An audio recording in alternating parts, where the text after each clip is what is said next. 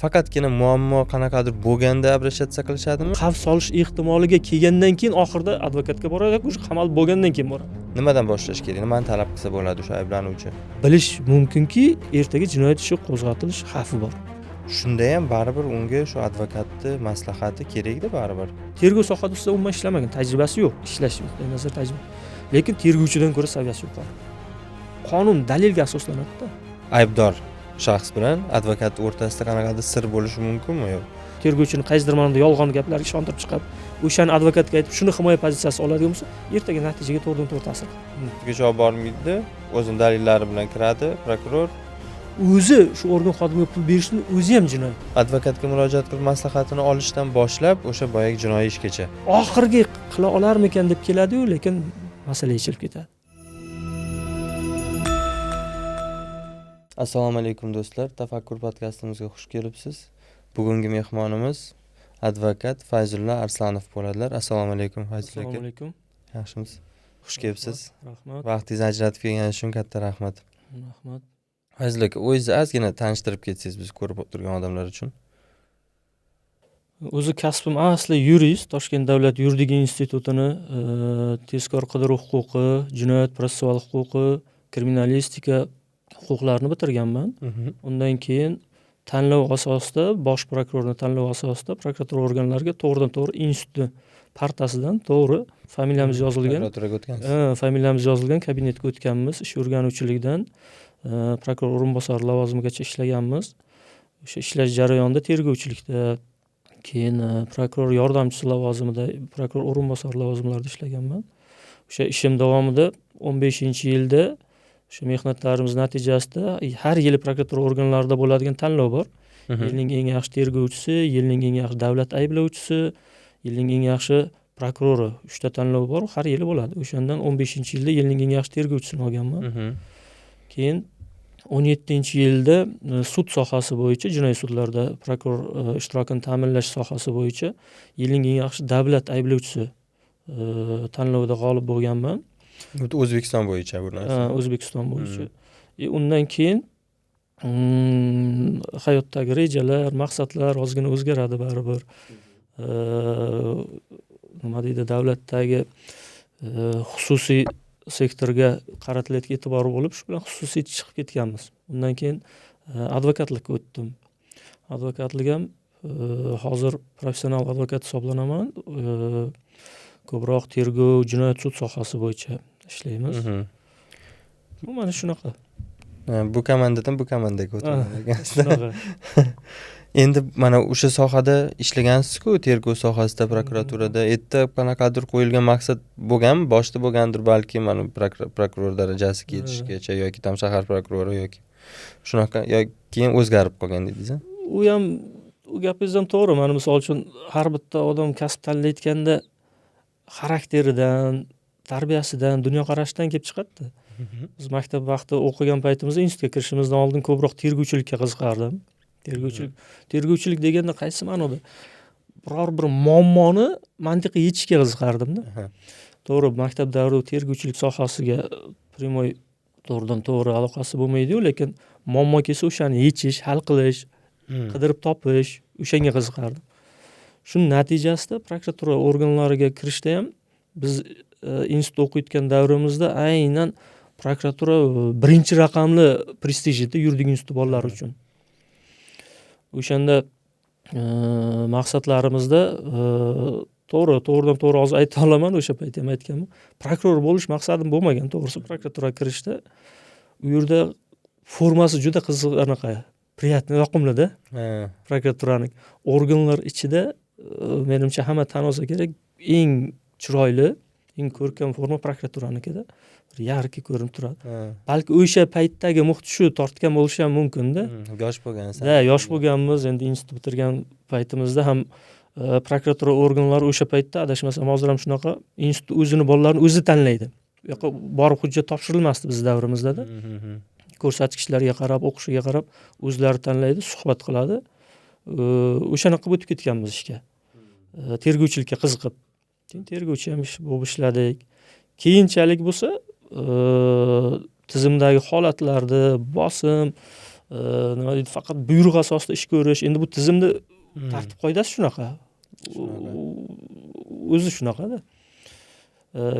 Biz bo'lsa, oilaviy tarbiyamizdan kelib chiqadigan bo'lsak, nisbatan erkin tarbiyalanganmizda. Masalamizni o'zimiz yechishimiz kerak, muammoni o'zimiz yechishimiz kerak. Har qanaqa narsani o'zimizda aqlimiz bilan yechishimiz kerakda. Organ sohasida buni hammasini tartibi borda. O'sha sohalar bizni kelajakdagi maqsadimizga oxirgi davrlarga kelguncha to'g'ri kelmaganini his qilganimizdan keyin xususiy sektorga o'tib ketganmiz-da. Tushunarli. Endi mana siz shu tergovchilikdan o'tgansiz-ku baribir. O'sha boya aytganimdek, nima desam, bu berikni ham ko'rgansiz-da. Shunday. Daryoni bu tomonini ham ko'rgansiz. O'shandan advokatlikka o'tishingiz bu plyusmi, qanaqadir afzalliklari bormi, bo'lganmi? Endi afzalliklari deganda qaysi ma'noda? Misol uchun aynan o'zimni shaxsimga doir deb hisoblaydigan bo'lsak, albatta erkinlik birinchi o'rinda. Yo'q. Imенно aynan o'sha tergovchilikdan o'tganingiz demoqchiman. Foydasi. Foydasi. Foydasi albatta. Mana bitta misol keltiraman. Birinchi marta advokat bo'ldim. Bu ham tanlov asosida o'tkaziladi. Birinchi order 001 raqam order yozib kirdim. U mayli aynan ishni aytmay juda katta ish edi. Ichki ishlar vazirligi endi shunga ishonch bilan kelganda fuqarolar. Ichki ishlar vazirligini alohida o'ta muhim ishlar bo'yicha tergovchilar guruhi, tergov guruhi juda katta ish edi. O'shanda tergovchi podpolkovnik, adashmasam hozir ham ishlayapti kishi. Endi advokat bo'ldingizmi dedi. Nimaga desam, 001 order birinchisi yozilibdi-da dedi. Kuldimda. Men ko'p o'zim sohamda, men bu shifokorlar bilan misol keltiraman-da. Aytdim, davlat kasalxonasida ishlagan shifokor dedim. Частный klinikaga o'tib operatsiya qilayotgan bo'lsa, birinchi ishi bo'ladimi yoki davomi bo'ladimi? Qanaqa tushundingiz desam, kuldi. Qayerda ishlagansiz? Shu sohadan chiqaman, bo'ldi, birinchisi emas ekan-ku degan. Bu ham xuddi shunaqa. Davom etib ketaverasiz. Chunki umumiy maqsad bitta. Qonunchilikni ta'minlash, huquqni tiklash, manfaatni himoya qilish. Tergovda ham asli mazmun mohiyati shu. Kimnidir huquqini tiklash, buzilgan manfaatlarni, huquqlarni tiklashda. To'g'ri, lekin baribir bu sohada bo'lmagan odamlar uchun boshqacha tushuniladi bu narsa baribir. To'g'ri. Chunki ham endi har bir sohada o'zini insofli, vijdonli vakillari bo'ladi, vijdonsiz qanaqadir shu insofsiz vakillari bo'ladi-ku. U hamma sohada endi. Hamma sohada bor bu narsa. Endi siz aytganingiz to'g'ri. Mana o'sha shifokorlarga solishtiraman dedingiz-ku. Ko'p solishtiraman. Xuddi shunaqa odam o'zini hayotini sizlarga ishonib topshiradi-da ba'zi hollarda ko'pincha. Bu ham to'g'ri. Fayzul aka, mana Amerikada adashmasam shunaqa gap bor, $4 topsang $1 o'sha yuristga olib qo'y deyishadi-da. Shunaqa narsa bor. Bizda mana O'zbekistonda shu narsa qanchalik? Odamlar именно o'zini yuristga yoki bo'lmasa faqatgina muammo qanaqadir bo'lganda обращаться qilishadimi yoki konsultatsiyalar uchun mana har doim savodxonligida xalqda bu haqda. Men endi bu shaxsiy kuzatishlarim natijasida bizni aholimiz ko'proq advokatlarga eng so'nggi bosqichda murojaat qilishadi-da. Qaysi ma'noda? Muammo yuzaga kelishini oldini olish oson-ku. Albatta. Muammo yuzaga kelayotganini biladi. Lekin o'zini salohiyatidan, o'zini imkoniyatlaridan kelib chiqib harakat qilib ko'radi yechishga. Lekin aslini olsa u odam tergov, sud, umuman bu sohaning odami emas-da. O'zi to'qnash kelgandan keyin, muammoni yecha olmagandan keyin tanish bilishga o'tadi. Tanish bilish mayli u pul sohasi kimnidir borligi mayli ikkinchi darajali hisoblaylik, o'zini shu sohani biluvchi tanishlar. Biz sal qo'polroq qilib aytganda aqllilarga murojaat qilishadi. Yoki sudlanib chiqqan yoki shu sohaga 1-2 marta ish tushgan, shulardan murojaat qiladi. Ular o'z bilganicha aytadi. Muammo yana chigallashadi. O'shalarda yetib bo'lmagandagi shikoyatbozlik, u borib tergov, sud, oxirgi etapda qamoq xavf solish ehtimoliga kelgandan keyin oxirida advokatga boradi, o'sha qamalib bo'lgandan keyin boradi. Qamalib bo'lgandan keyin. Men o'xshataman, reanimatsiyaga tushib bo'lib, endi doktor izlaydi. Reanimatsiyagacha o'zini davolagan bo'ladi-da. Undan keyin advokat ishi juda qiyinlashadi-da. Siz juda to'g'ri aytdingiz, endi huquqiy ong, huquqiy madaniyati rivojlangan davlatlarda aholi o'shani oldindan his qiladi-da. Chunki buni tan olishimiz kerak. Qachon farovon yashaydi aholi? Qachonki huquqlar to'liq tiklansa yoki ta'minlansa-da, manfaatlari to'liqligicha himoya qilinsa-da. Bu qachon himoya qilinadi? Xalqning huquqiy ongi, huquqiy madaniyati yetarli bo'lsa. O'zini Bu huquqlarini bilsa. qachon yetarli bo'ladi? O'sha sohani mutaxassislariga ko'proq murojaat qilinsa, o'sha sohani mutaxassislarida ko'proq qonuniy vakolati bo'lsa-da. Lekin bizda eng oxirgi instansiya sifatida advokatga murojaat qilishadi. Keyin oxirida aholida nimaga natija bo'lmadi, nimaga advokatga xizmat haqlari to'ladik, boshqa bo'ldi, lekin natija bo'lmadi. Lekin aslida o'zi ko'p mana boshqa davlatlarda ham ko'rsangiz ham yoki oddiy misol kinolardan agar olib ko'radigan bo'lsak ham odamlar birinchi bironta ish qilishdan oldin ham borib advokat o'zini yuristi bilan maslahatlashadi. Mana shunaqa qilsam nima bo'ladi debdi. Bizda aksi. Oilaviy advokatlar bor-da. Oilaviy advokat to'g'ri biznikida hozir jamiyatimiz juda kam foizda bu bor. Shaxsan o'zimiz ham bilamiz. Lekin aksariyat juda katta qismida yo'q-da bu. Juda aksariyat katta qismida yo'q. Hattoki advokatga murojaat qilish kerakligi haqida tushunchani o'zi yetarli emasda ba'zida. Oddiy bitta masalani, oddiy to'qnash kelgan masalani yozma berish orqali muammolar yechiladi-da. U juda ko'p-da. Bizda tajribamiz ko'p duch kelamiz. Muammosi bor. Yillar davomida taqillatmagan eshigi, kirmagan mansabdor shaxsi yoki yozmagan joyi qolmaganda, lekin o'sha muammoni aynan yechimga to'g'rilanadigan masalani qonuniy tartibda yozma bersangiz, masala yechilib ketadi-da. Hattoki bitta misol, bitta arizani yozib, ikkinchisiga qo'l qo'yib bering deb ikkinchisiga olgandan keyin organda mas'uliyat paydo bo'ladi-da. Shunaqa holat bo'ladi, arizasini topshirib ketadi. Ikkinchi nusxasiga qo'l qo'ydirib olish haqida tushunchasi yo'q-da. Keyin muammo qolib ketadi-da, arizani topshirganligini isbotlashga to'g'ri kelib qoladi-da bu. Ba'zida. Yana boshqa muammolar ham. Ariza topshirgandim deb qachon kimga nima haqida u topilmaydi. Chunki ikkinchisi yo'q-ku, mas'uliyat yo'q-da. O'sha orqali ham muammolar juda ko'p yechilmay qolib ketadi. Oddiy narsa deb o'ylab qarasangiz, oddiy narsa. Lekin uni tushunish uchun ozgina xalqimiz ham savodxonligini oshirish kerak-da baribir. Endi bu savodxonligini oshirish deganda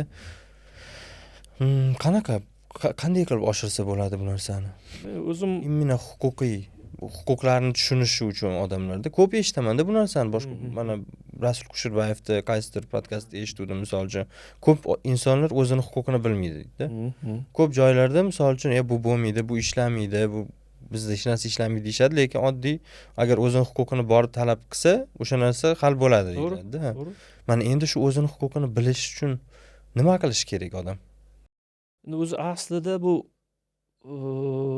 oiladagi tarbiyadan-da dastlab o'sha farzandni uni ham alohida bir subyekt sifatida, uni ham o'ziga yarasha huquqi, o'ziga yarasha imkoniyatlari, majburiyatlari, ularni o'shani borligini unga his qildira olish kerak-da.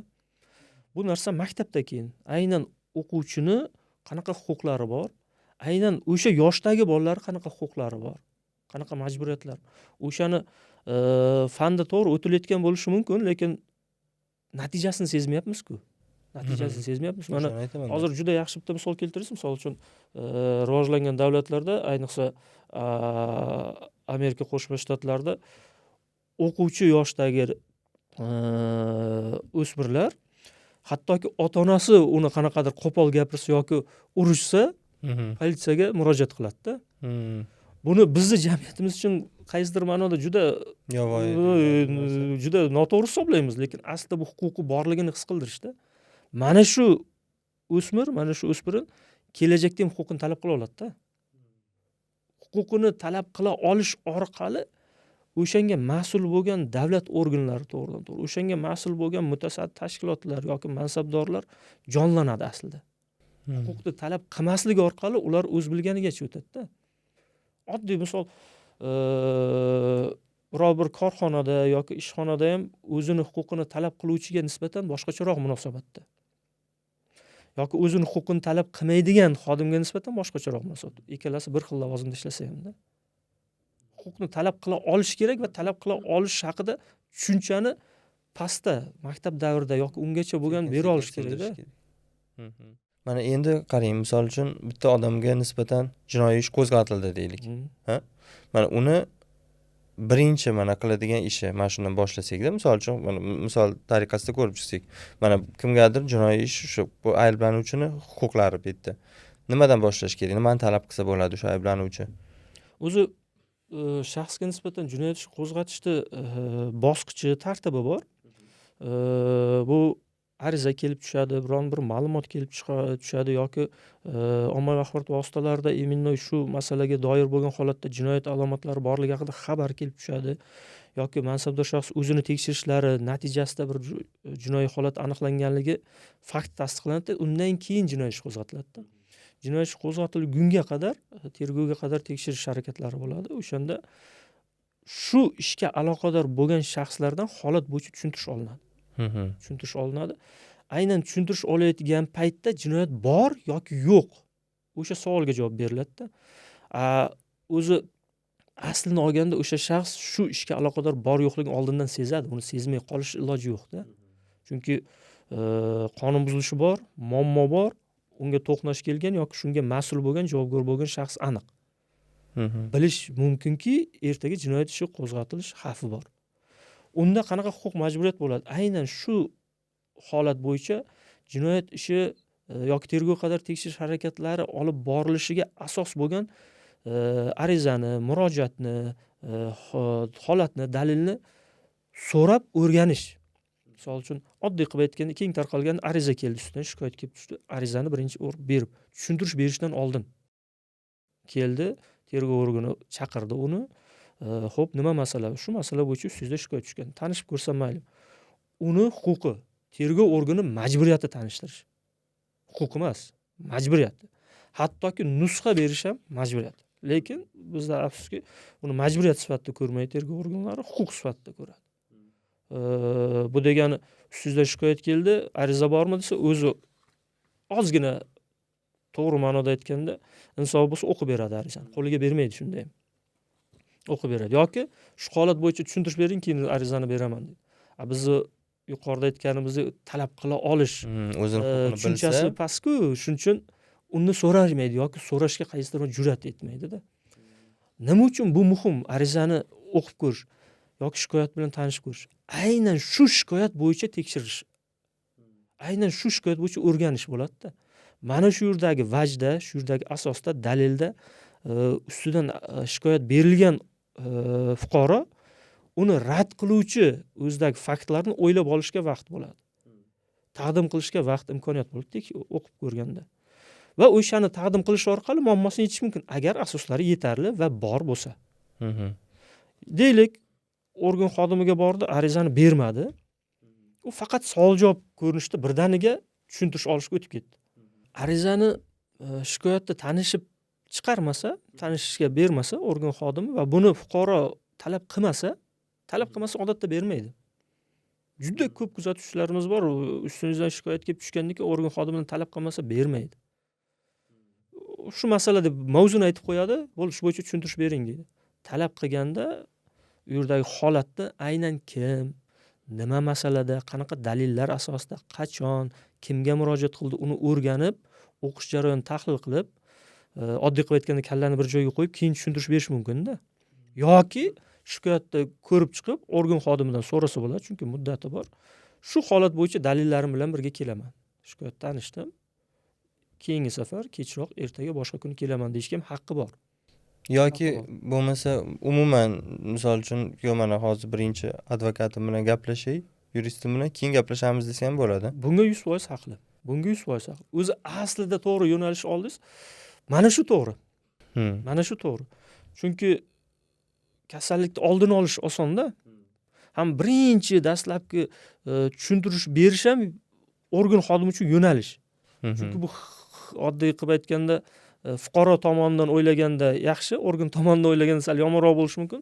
Bu o'zini himoyalanmagan tushuntirishida bu. Qo'pol qilib aytganda oldindan tayyorlanmagan tushuntirishi izohida. Bu yerda qaysidir ma'noda o'zini huquqlarini to'liq anglamagan holatda bor-boricha, bu bor-boricha deganda ham alohida mavzu, berish. Bu degani shikoyat yozildi, unga nisbatan o'zini fikrini berib qo'yish, lekin uni inkor qiluvchi dalillarga asoslanib, uni inkor qiluvchi holatlar, guvohlarni ham keltirgan holatda berishga o'sha paytda hamma fikr ham kelmaydi-da. Advokat bo'lsa o'shanga yordam beradi. Yaxshi bo'lardi advokat bilan bittada kelish va talab qilsa, organ xodimini majburiyati bunga imkoniyat berish. Chunki hattoki mana odam o'zini aybdorligiga ishonmasa ham-da baribir. Endi har bir ishda odam nima desam, ambitsiyasi bo'ladi-ku har bir inson ishda. Misol uchun siz prokuror bo'lsangiz, ko'proq o'sha jinoyatchilarni nima deyiladi, oxiriga yetkazishsiz keladi-da ishda baribir. To'g'ri. Endi unaqa har bitta ishda misol uchun ayb topolmay tashab ketgisi kelmaydi-da, misol uchun demoqchi bo'lgan. Ular ham o'sha aybni maksimal darajada chuqurlashib o'sha narsani bo'yniga qo'yib, oxiri qanaqadir jarima yoki bo'lmasa o'sha jazo belgilashni xohlaydi baribir. Shuni demoqchimanki, agar hattoki odam o'zini aybdorligini, to есть aybdor emas deb bilsa ham, shunda ham baribir unga shu advokatni maslahati kerak-da baribir. Albatta, chunki bu yerda bitta fuqaroni o'zini fikri bilan hal bo'lmaydi-da masala.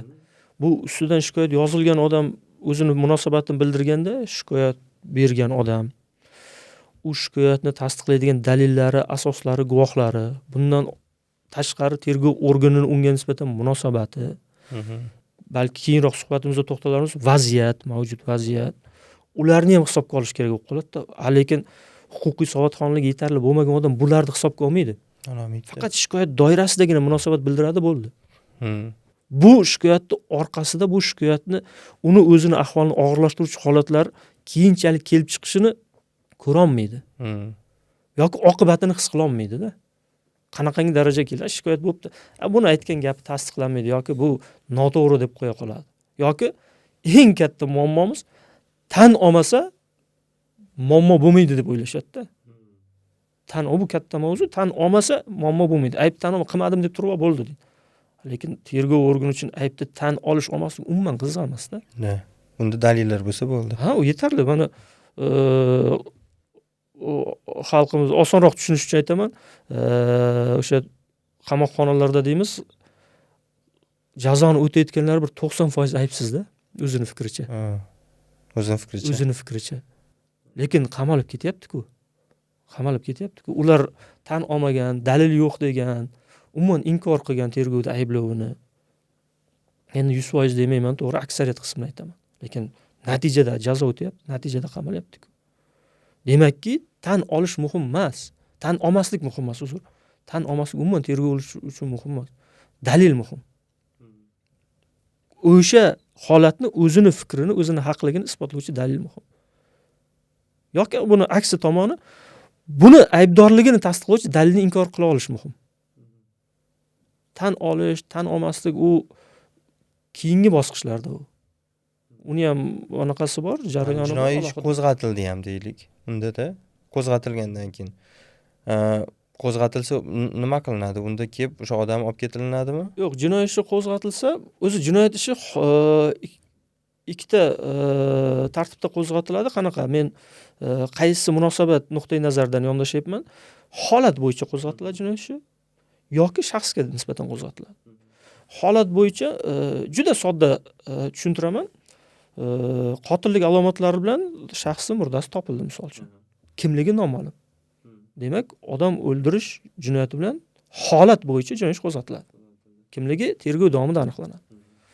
Ikkinchisi, bir kishini o'ldirdi, qasddan o'ldirdi. Falonchiga nisbatan jinoiy ish qo'zg'atiladi, fuqaroga nisbatan. Endi mana fuqaroni shaxs deb oladigan bo'lsak, ba'zi qaysidir firmalarga, qaysidir mansabdor shaxslar, firmalarda mansabdor shaxslarga, tashkilotlar mansabdor shaxsiga deb ham qo'zg'atilishi mumkin. Buni ham shaxs deb hisoblaymiz-da. Aynan ism familiya ko'rsatilmasa ham. Mana shu orqali ketiladi. Agar holat bo'yicha qo'zg'atilsa, endi uni protsessual uzoqroq, o'sha aybdor shaxslarga chiqqunga qadar bosqichlari bor. Mana shaxsga qo'zg'atilgan bo'lsa deylik. Agar shaxsga qo'zg'atilayotgan bo'lsa, eng e'tibor qilayotgan narsa o'sha shaxsni tergov organiga chaqirilgan paytda xuddi boyagi tergov qadar tekshirish harakatlaridagi o'xshab jinoiy ish qo'zg'atish qarori bilan tanishishga haqli. tergovchi bu qaror bilan tanishtirishga majbur.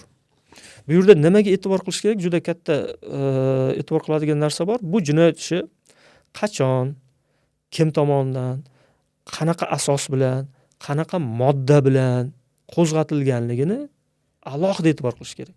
Chunki mana bu aytganlarim hammasi muhim. Chunki qachon qo'zg'atilgan degani bu bor muddatlarga aloqador.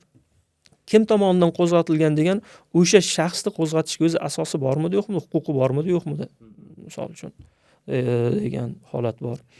Keyin qanaqa holat bilan qo'zg'atilgan deganiga e'tibor qilish, bu holat bo'yicha ertaga bunga savol tushadi. O'sha bo'yicha bunga dalillar taqdim qilish huquqi paydo bo'ladi yoki o'zini himoya qilishga ba'zida majbur bo'lib qoladi. Hech narsa gapirmaslik, misol uchun jimlik qanaqadir huquqi bormi? Bu holat ham, bu ham alohida mavzu. Bunda qanaqa desam, huquqi bor. Unga nisbatan jinoyat ishi qo'zg'atilib va bu gumon qilinuvchi yoki ayblanuvchi tariqasida jalb qilingandan keyin yoki ushlangan paytdan boshlab. Ushlangan paytdan boshlab o'zi to'g'ridan-to'g'ri gumon qilinuvchi tariqasida jalb qilinadi. O'sha paytda huquqi bor. Lekin holat bo'yicha qo'zg'atilganda guvoh sifatida so'roq qilinadi odam. U paytda majbur u. Huquqi yo'q. Chunki guvohlik bermasa jinoiy javobgarligi bor. Yolg'on guvohlik bersa jinoiy javobgarligi bor. Bu majburiyatlar gumon qilinuvchi ayblanuvchida yo'q. Ba'zida biz amaliyotimizda bordi, bu nisbatan hozir barham berildi. Holat bo'yicha qo'zg'atardida, o'zi aybdorligi aniq. Shu holatga shu odamning aybdorligi aniq, lekin holat bo'yicha qo'zg'atuvlar guvohlik sifatida so'roq qiladi, chunki undan majburiyat-ku. Keyinchalik uni bemalol naqa qilish uchun, javobgarlikka asos bo'luvchi dalillar yig'ib olish uchun-da. Bu taraflari ham bor-da. Advokat so'rash huquqchi. Advokat so'rash davlat tomonidan beriladimi? Har qanaqa bosqichda bor. Har qanaqa bosqichda bor. Menga advokat kerak desa, tergov organlari bu bo'yicha odatda tergov organida kamdan kam muammo bo'ladi. Men misol o'zim to'qnash kelgan holatlarni nazarda tutyapman. Tergov organlari advokating bormi deb o'zidan so'raydi. Advokati to'g'ri hammada ham yo'q yoki tanish advokati yo'q. Yoki tabiiyki unga anaqa beradi, imkoniyat beriladi. Yaqin qarindoshlariga, tanishlariga telefon qilish orqali advokat chaqirishdi. O'zini qayerdaligi, qaysi organ xodimi uni ushlab turganligi, qanaqa holat bo'yicha unga o'zini yaqinlariga xabar bergandan so'ng advokat kiritadi.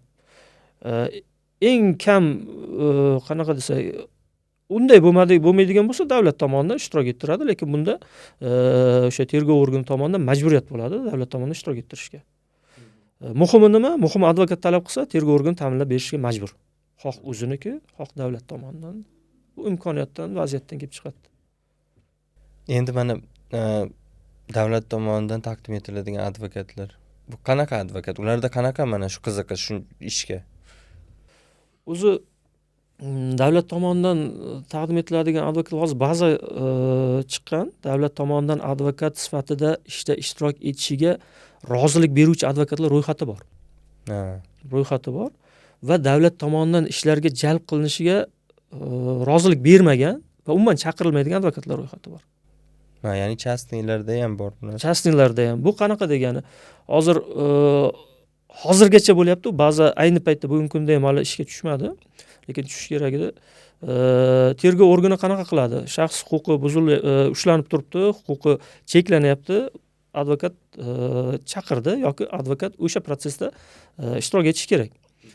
Tergovchi tabiiyki kimni chaqiradi? O'zini tanish advokatini chaqiradi. Begona advokat tanimaydi ham, uni kontakti ham yo'q. Uni birinchidan to'g'ri tushunish mumkin tergovchini. Chunki majburiyat bunda-da tergovchida. Ikkinchi tomondan tanish advokati tergovchini taniydi-da. Bu to'g'ridan to'g'ri tushunish kerak-da. Tergovchini taniydi. Va davlat tomonidan unga pul to'lanadi. Oddiy qilib, qo'polroq qilib aytganda, advokatni xizmat haqi tergovchini yordami orqali to'langan bo'ladi-da. Endi tabiiy o'ylash mumkinki, kimni oldida hisobdor advokat. Chunki u odamdan xizmat haqi olmadi. U bilan shartnoma tuzmadi xizmat ko'rsatish to'g'risida. Tergovchini qaroriga asosan advokat yollandi. Endi xuddi shunday o'zini tomonidan advokat kirishi solishtirganda-da. majburiyat kimda bo'ladi o'zi tomonidan advokatda? Tabiiyki, o'zi himoya qilayotgan odam oldida. To'g'ri, mantiqiy o'ylab qarasak to'g'ri. Lekin endi hozir endi o'sha advokatlar ham sal xafa bo'lishi mumkin-da. To'g'ri. Ular ham endi yo'q biz ham mana vijdonli ishlaymiz deyishi mumkin, to'g'ri. Endi lekin bu narsa mem darajasida borda internetdagi. Misol uchun bironta yaxshi emas, sifatsiz narsa bo'lsa, davlat tomonidan berilgan advokatga o'xshab degan darajada shunaqa mem darajasiga yetib borganda. Cho'ntak advokatlari degan termin bir mashhur bo'ldi. Shunaqa narsalar bor-ku, o'shaning uchun so'radim-da. Misol uchun odam talab qilsa, o'sha advokatga endi o'sha boya aytganimizdek, bu o'sha shifokorga ishongandek o'zini hayotiga ishonadi-ku.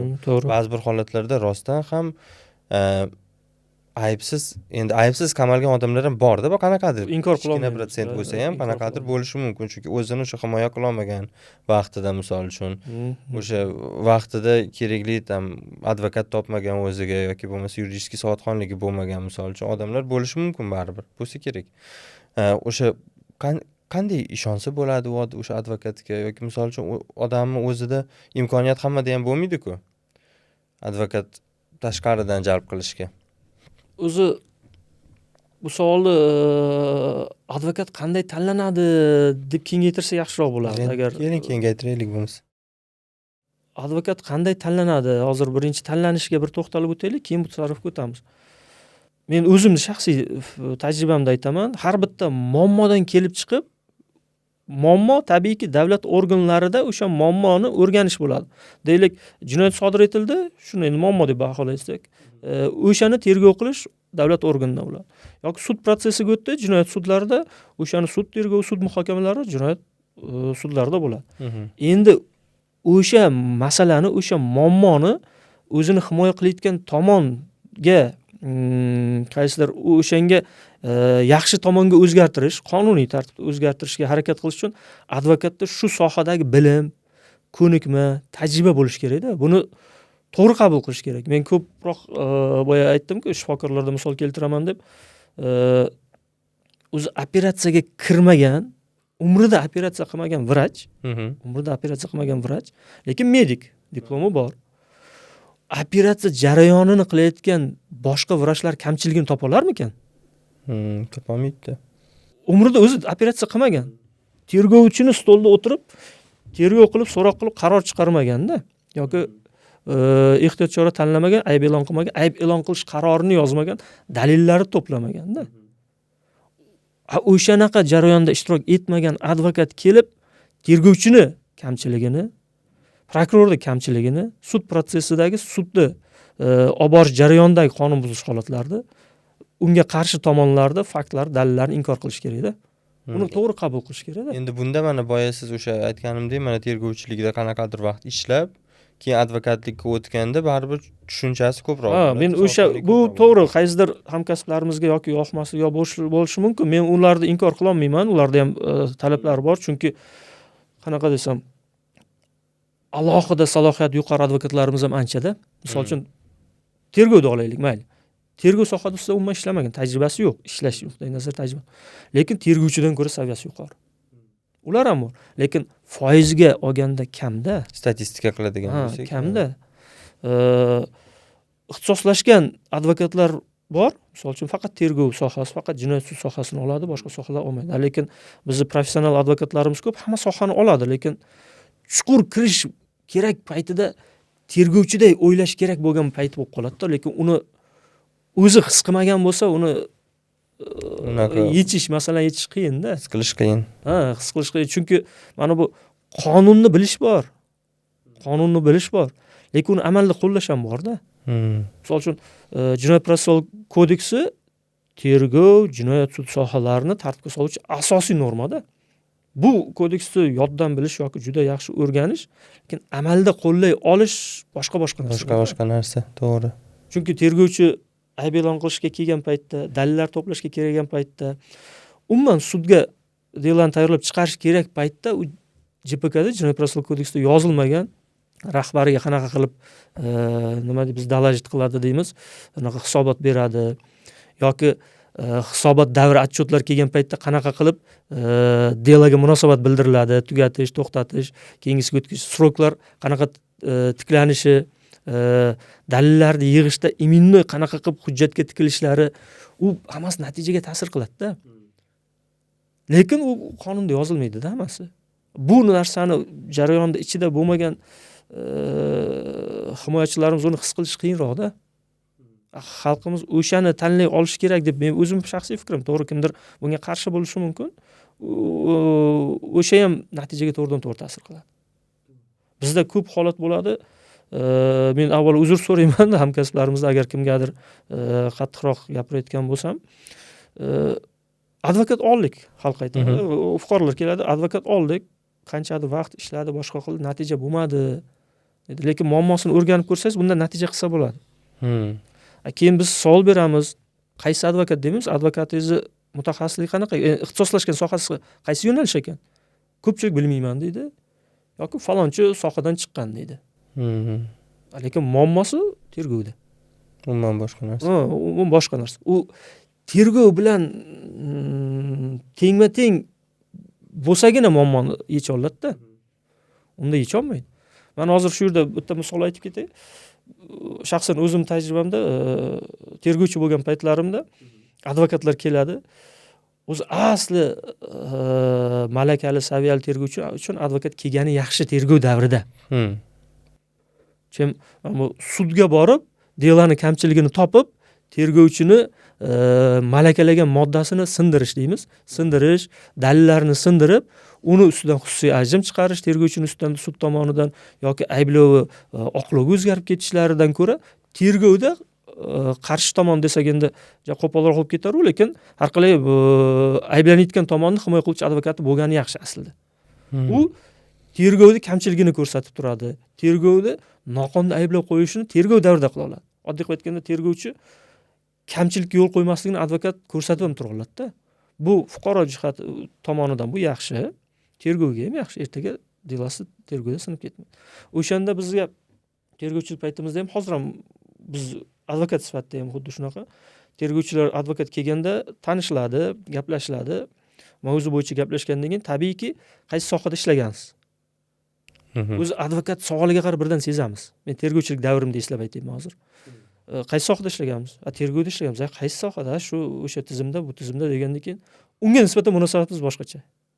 Chunki men tergovchiman, u tergovchi bo'lgan paytda ham meni bilgan narsamni u biladi. Demak, u men bilan teng darajada.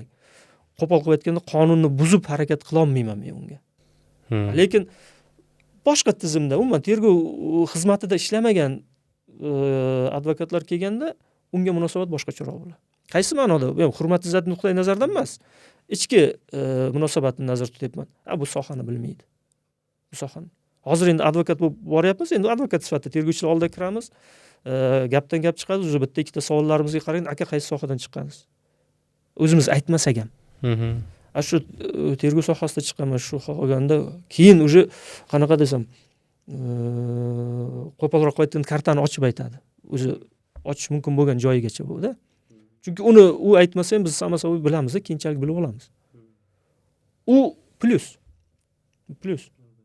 Chunki tergovchi qaysidir ma'noda o'yin qilayotganligini ko'ra olishini tergovchi his qiladi-da, advokat ko'ra olishini. Endi unga ham shu kim bilan ishlayotganini bilsa, kim bilan dushmaningni tanisang, ishi qanaqa to'g'ri, qo'shtirnoqchi.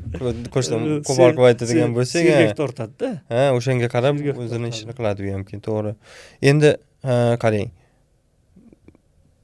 Hozir mana aybdorga yo'q, ayblanuvchiga nisbatan so'radimi sizdan ham? Mana advokat misolida. Endi jabrlanuvchiga ham advokat kerakmi? Jabrlanuvchiga o'zi aslida har qanaqa nizo mayli undan oldin emas, nizoni o'ziga o'taylik yoki bahs, muammo bo'ldimi, jabrlanuvchi taraf bo'ladimi, ayblanuvchi taraf bo'ladimi, olish kerak. Bu shaxsiy fikrim. Bizda lekin bu ko'proq moddiyatga, iqtisodiy sharoitga borib taqalib qoladi, to'xtab qoladi aholimiz. Yo'q, lekin o'sha muammoni jabrlanuvchiman, tergov organi meni huquqimni tiklashga majbur, to'g'ri, majbur. Lekin o'sha jabrlanganligingizga sabab bo'luvchi ayblanuvchi tomonni advokati kuchliroq bo'ladigan bo'lsa, u yerdan chiqarib ketishi mumkin-da. To'g'ri. Jabrlangan tomon men haqiqatda jabrlandim. O'zini fikrida dalillarim yetarli bu bo'yicha. tergov organi jinoyat ishi qo'zg'atdi yoki tergov organiga shikoyat yozib berdim deyish bilan cheklanadi-da. Lekin uni advokati kuchli bo'ladigan bo'lsa, ayblanuvchi tomon uni dalillarini sindira oladi. Tergov organining yo'nalishini o'zgartirib, buni ayblanuvchi emas, guvoh tariqasida yoki umuman oqlab yuborish ham mumkin-da.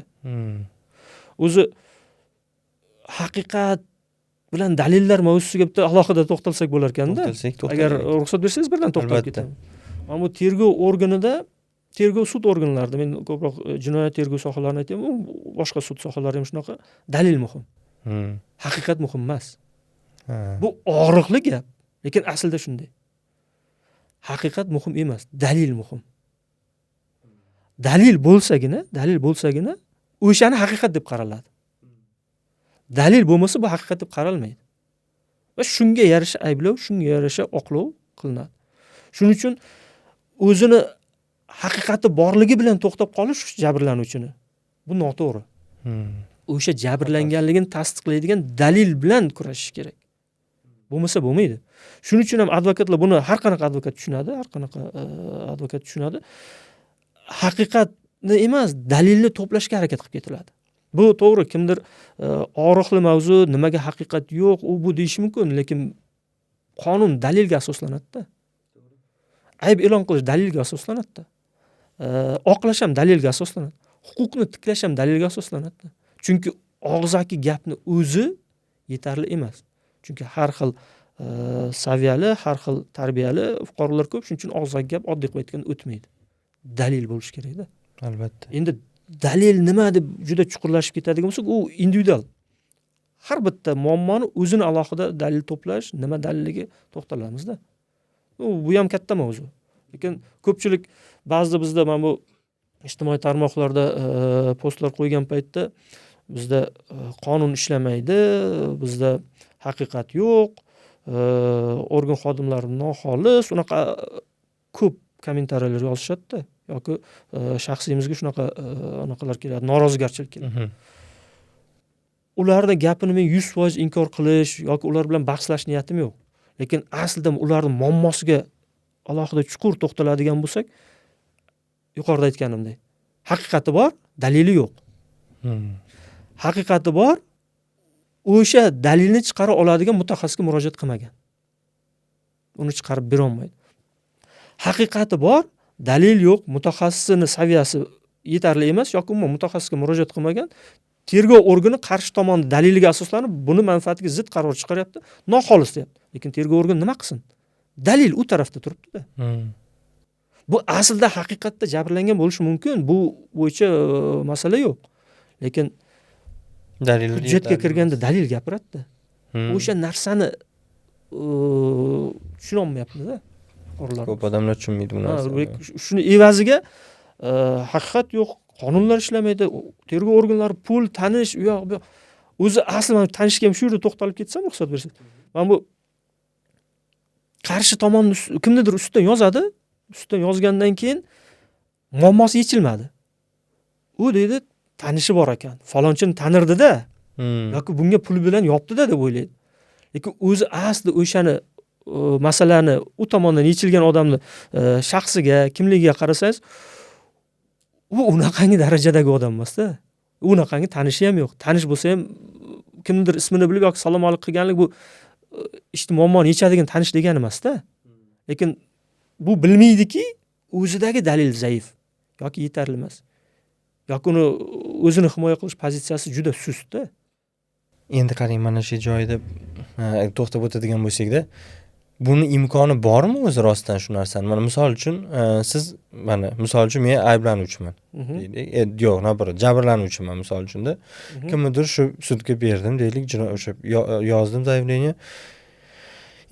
Ularda o'sha siz aytgandek tanish bilishi bor deylik misol uchun, lekin meni o'sha dalillarim bor. Mana faktlar bor. O'sha faktlar bor. Yaxshi advokatim bo'lsa misol uchun-da, ular o'sha men qanaqa darajada o'sha tanish bilishi bo'lsa ham hal qilib yuborishi mumkinmi? Bu yerda dalillar bo'lsa qo'lda. Mana bu shu yerda bitta narsaga to'xtalaylik, mana shu savolga o'tishdan.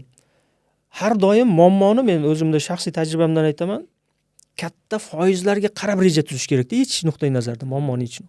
katta foizlarga. Mana shu narsa bizda juda og'riqli mavzumizda. Mana deylik, fuqarolar aytadi, tergov organi noxolis uradi, qiynaydi, aybsiz odamni qamaydi, dalillar yasab qo'yadi, shunaqa deydi. Yoki mana buni inkor qila olmaymiz, qamoqxonalarda kimlardir vafot etishi yoki halok bo'lishi deymiz. Kimdir urgan, boshqa jarohatlar bilan topildi deymiz. Mana shu narsalarni agar foizlarga qo'yadigan bo'lsak, 1% ham tashkil qilmaydi. Butunlay muammolarni ko'rib chiqish nuqtai nazaridan-da. Mana shunaqangi nima deydi, yomon holatlar 1% ham tashkil qilmaydi. Lekin bular jar solinadi-da 1%lar. Yoki undan ham kamroqdir. Jar solinishi evaziga fuqarolar faqat o'sha jar solinganni juda katta foiz tasavvur qiladi-da. Lekin bu yoqdagi 99 yoki undan katta foizlardagi holatlar jar solinmaganligi uchun, yechilib ketgani uchun unga e'tibor qilinmaydi. Mana shu nuqtai nazardan ham aholimiz aytadi, buni tanishlari ko'p, tanish bilan hal qilaveradi, buni pul bilan hal qilaveradi, mana shunaqa bo'lib ketadi deydi. Aslida katta foizlarda unaqa emas. Qonun ishlayapti. Qonun ishlaydi. Mana bu tanish masalasida endi juda yuqori darajadagilar bo'lsa, u alohida mavzudir. Misol uchun, qaysidir tizimli tarzda u muammoni yechish yoki qanaqadir korrupsion holatlar bo'lsa, u alohida mavzudir. Lekin biz ko'proq eng ko'p munosabatlar pastda-ku. Albatta. Pastda-ku, fuqarolar to'qnash kelayotgan munosabatlar eng katta va ko'p munosabat pastda-ku. O'sha munosabatlardan tanish orqali hal qilishda agarda dalili bo'lsa, qarshi tomonni, agarda o'sha dalillari uni qarshi tomonni dalilni inkor qila oladigan bo'lsa, tanishi ham, puli ham katta foizlarda o'tmaydi. Katta foizlarda o'tmaydi. Chunki biz o'zimiz shaxsan to'qnash kelgan masalalar aynan shu idoraning rahbarini to'g'ridan-to'g'ri qarindoshi yoki nimasidir muammosini yecha olmaydi. Muammosini yecha olmaydi. Chunki bizda dalil bor, bizda yetarlicha asosimiz bor. U tarafda o'zini oqlovchi dalili yo'q-da. Mana shu katta foizlarni biz tanlay olmay qolamiz-da ba'zida. Endi ular ham o'sha yechmoqchi bo'lsa, men o'sha puli bo'ladimi, boshqa bo'ladimi? Ya'ni o'sha jabrlanuvchini advokatiga chiqib qandaydir o'zi munosabat, muomala qilmoqchi bo'lishi mumkin-da, to'g'rimi? Shunda ham. U taraf ham bo'lishi mumkin. Endi demoqchi bo'lganim unaqa bu bitta o'sha pashilchku paltsa bunaqa yechiladigan narsalar bo'lmaydi-da. Agar albatta sizni qo'lingizda dalillaringiz bo'lsa, hamma narsa bo'lsa demoqchiman-da. Endi bu narsa yana o'sha boya aytganimizdek, odam o'zini huquqini bilmasligi, shunday. Shu narsalarga borib taqaladida albatta. Keyin gapingiz uzr bo'ldim, bitta joy. Dalil degan mavzuda umuman dalil degan tushuncha haqidagi tushunchalar noto'g'ri-da. Misol uchun biz men hozir aytganimdek, daliling zaifdir, himoya pozitsiyangiz zaifdir, umuman o'zingda asoslantirilmagan holatlardir yoki guvohlaring yetarli emasdir desak, menda hammasi bor. Dalillarim ham bor, guvohim ham bor, tasdiqlaydigan zapisim ham bor, anaqalarim bor, yozishmalarim bor deydi. Lekin u muayyan individual holatdan kelib chiqadi-da. Bu o'shanaqa aytib dalillarim bor deydigan odamning shaxsiga to'xtaladigan bo'lsa, uni yuridik savodxonligi yo'q-da. Dalillar mavzusi umuman yuridik oliygohlarda, men agar sal hozir adashmagan bo'lsam yoki o'qish dasturlari o'zgarmagan bo'lsa, adashmasam 3 oylab o'tiladi-da. Bitta dalil mavzusi. Bu bo'yicha Jinoyat protsessual kodeksida alohida bob bor, alohida moddalar bor. Bu bo'yicha plenum qarori bor, Oliy sud plenum qarorlari bor. O'shalarni o'rganmagan odam menda dalil bor, zapisi bor dedi. Zapis nimani tasdiqlaydi? Nimani tasdiqlaydi? Holatni tasdiqlashi mumkin, lekin o'sha holatni tasdiqlaydigan jinoyatmi yo'qmi? Jinoiy holatmi yo'qmi? Mana shunga urg'u beradi-da.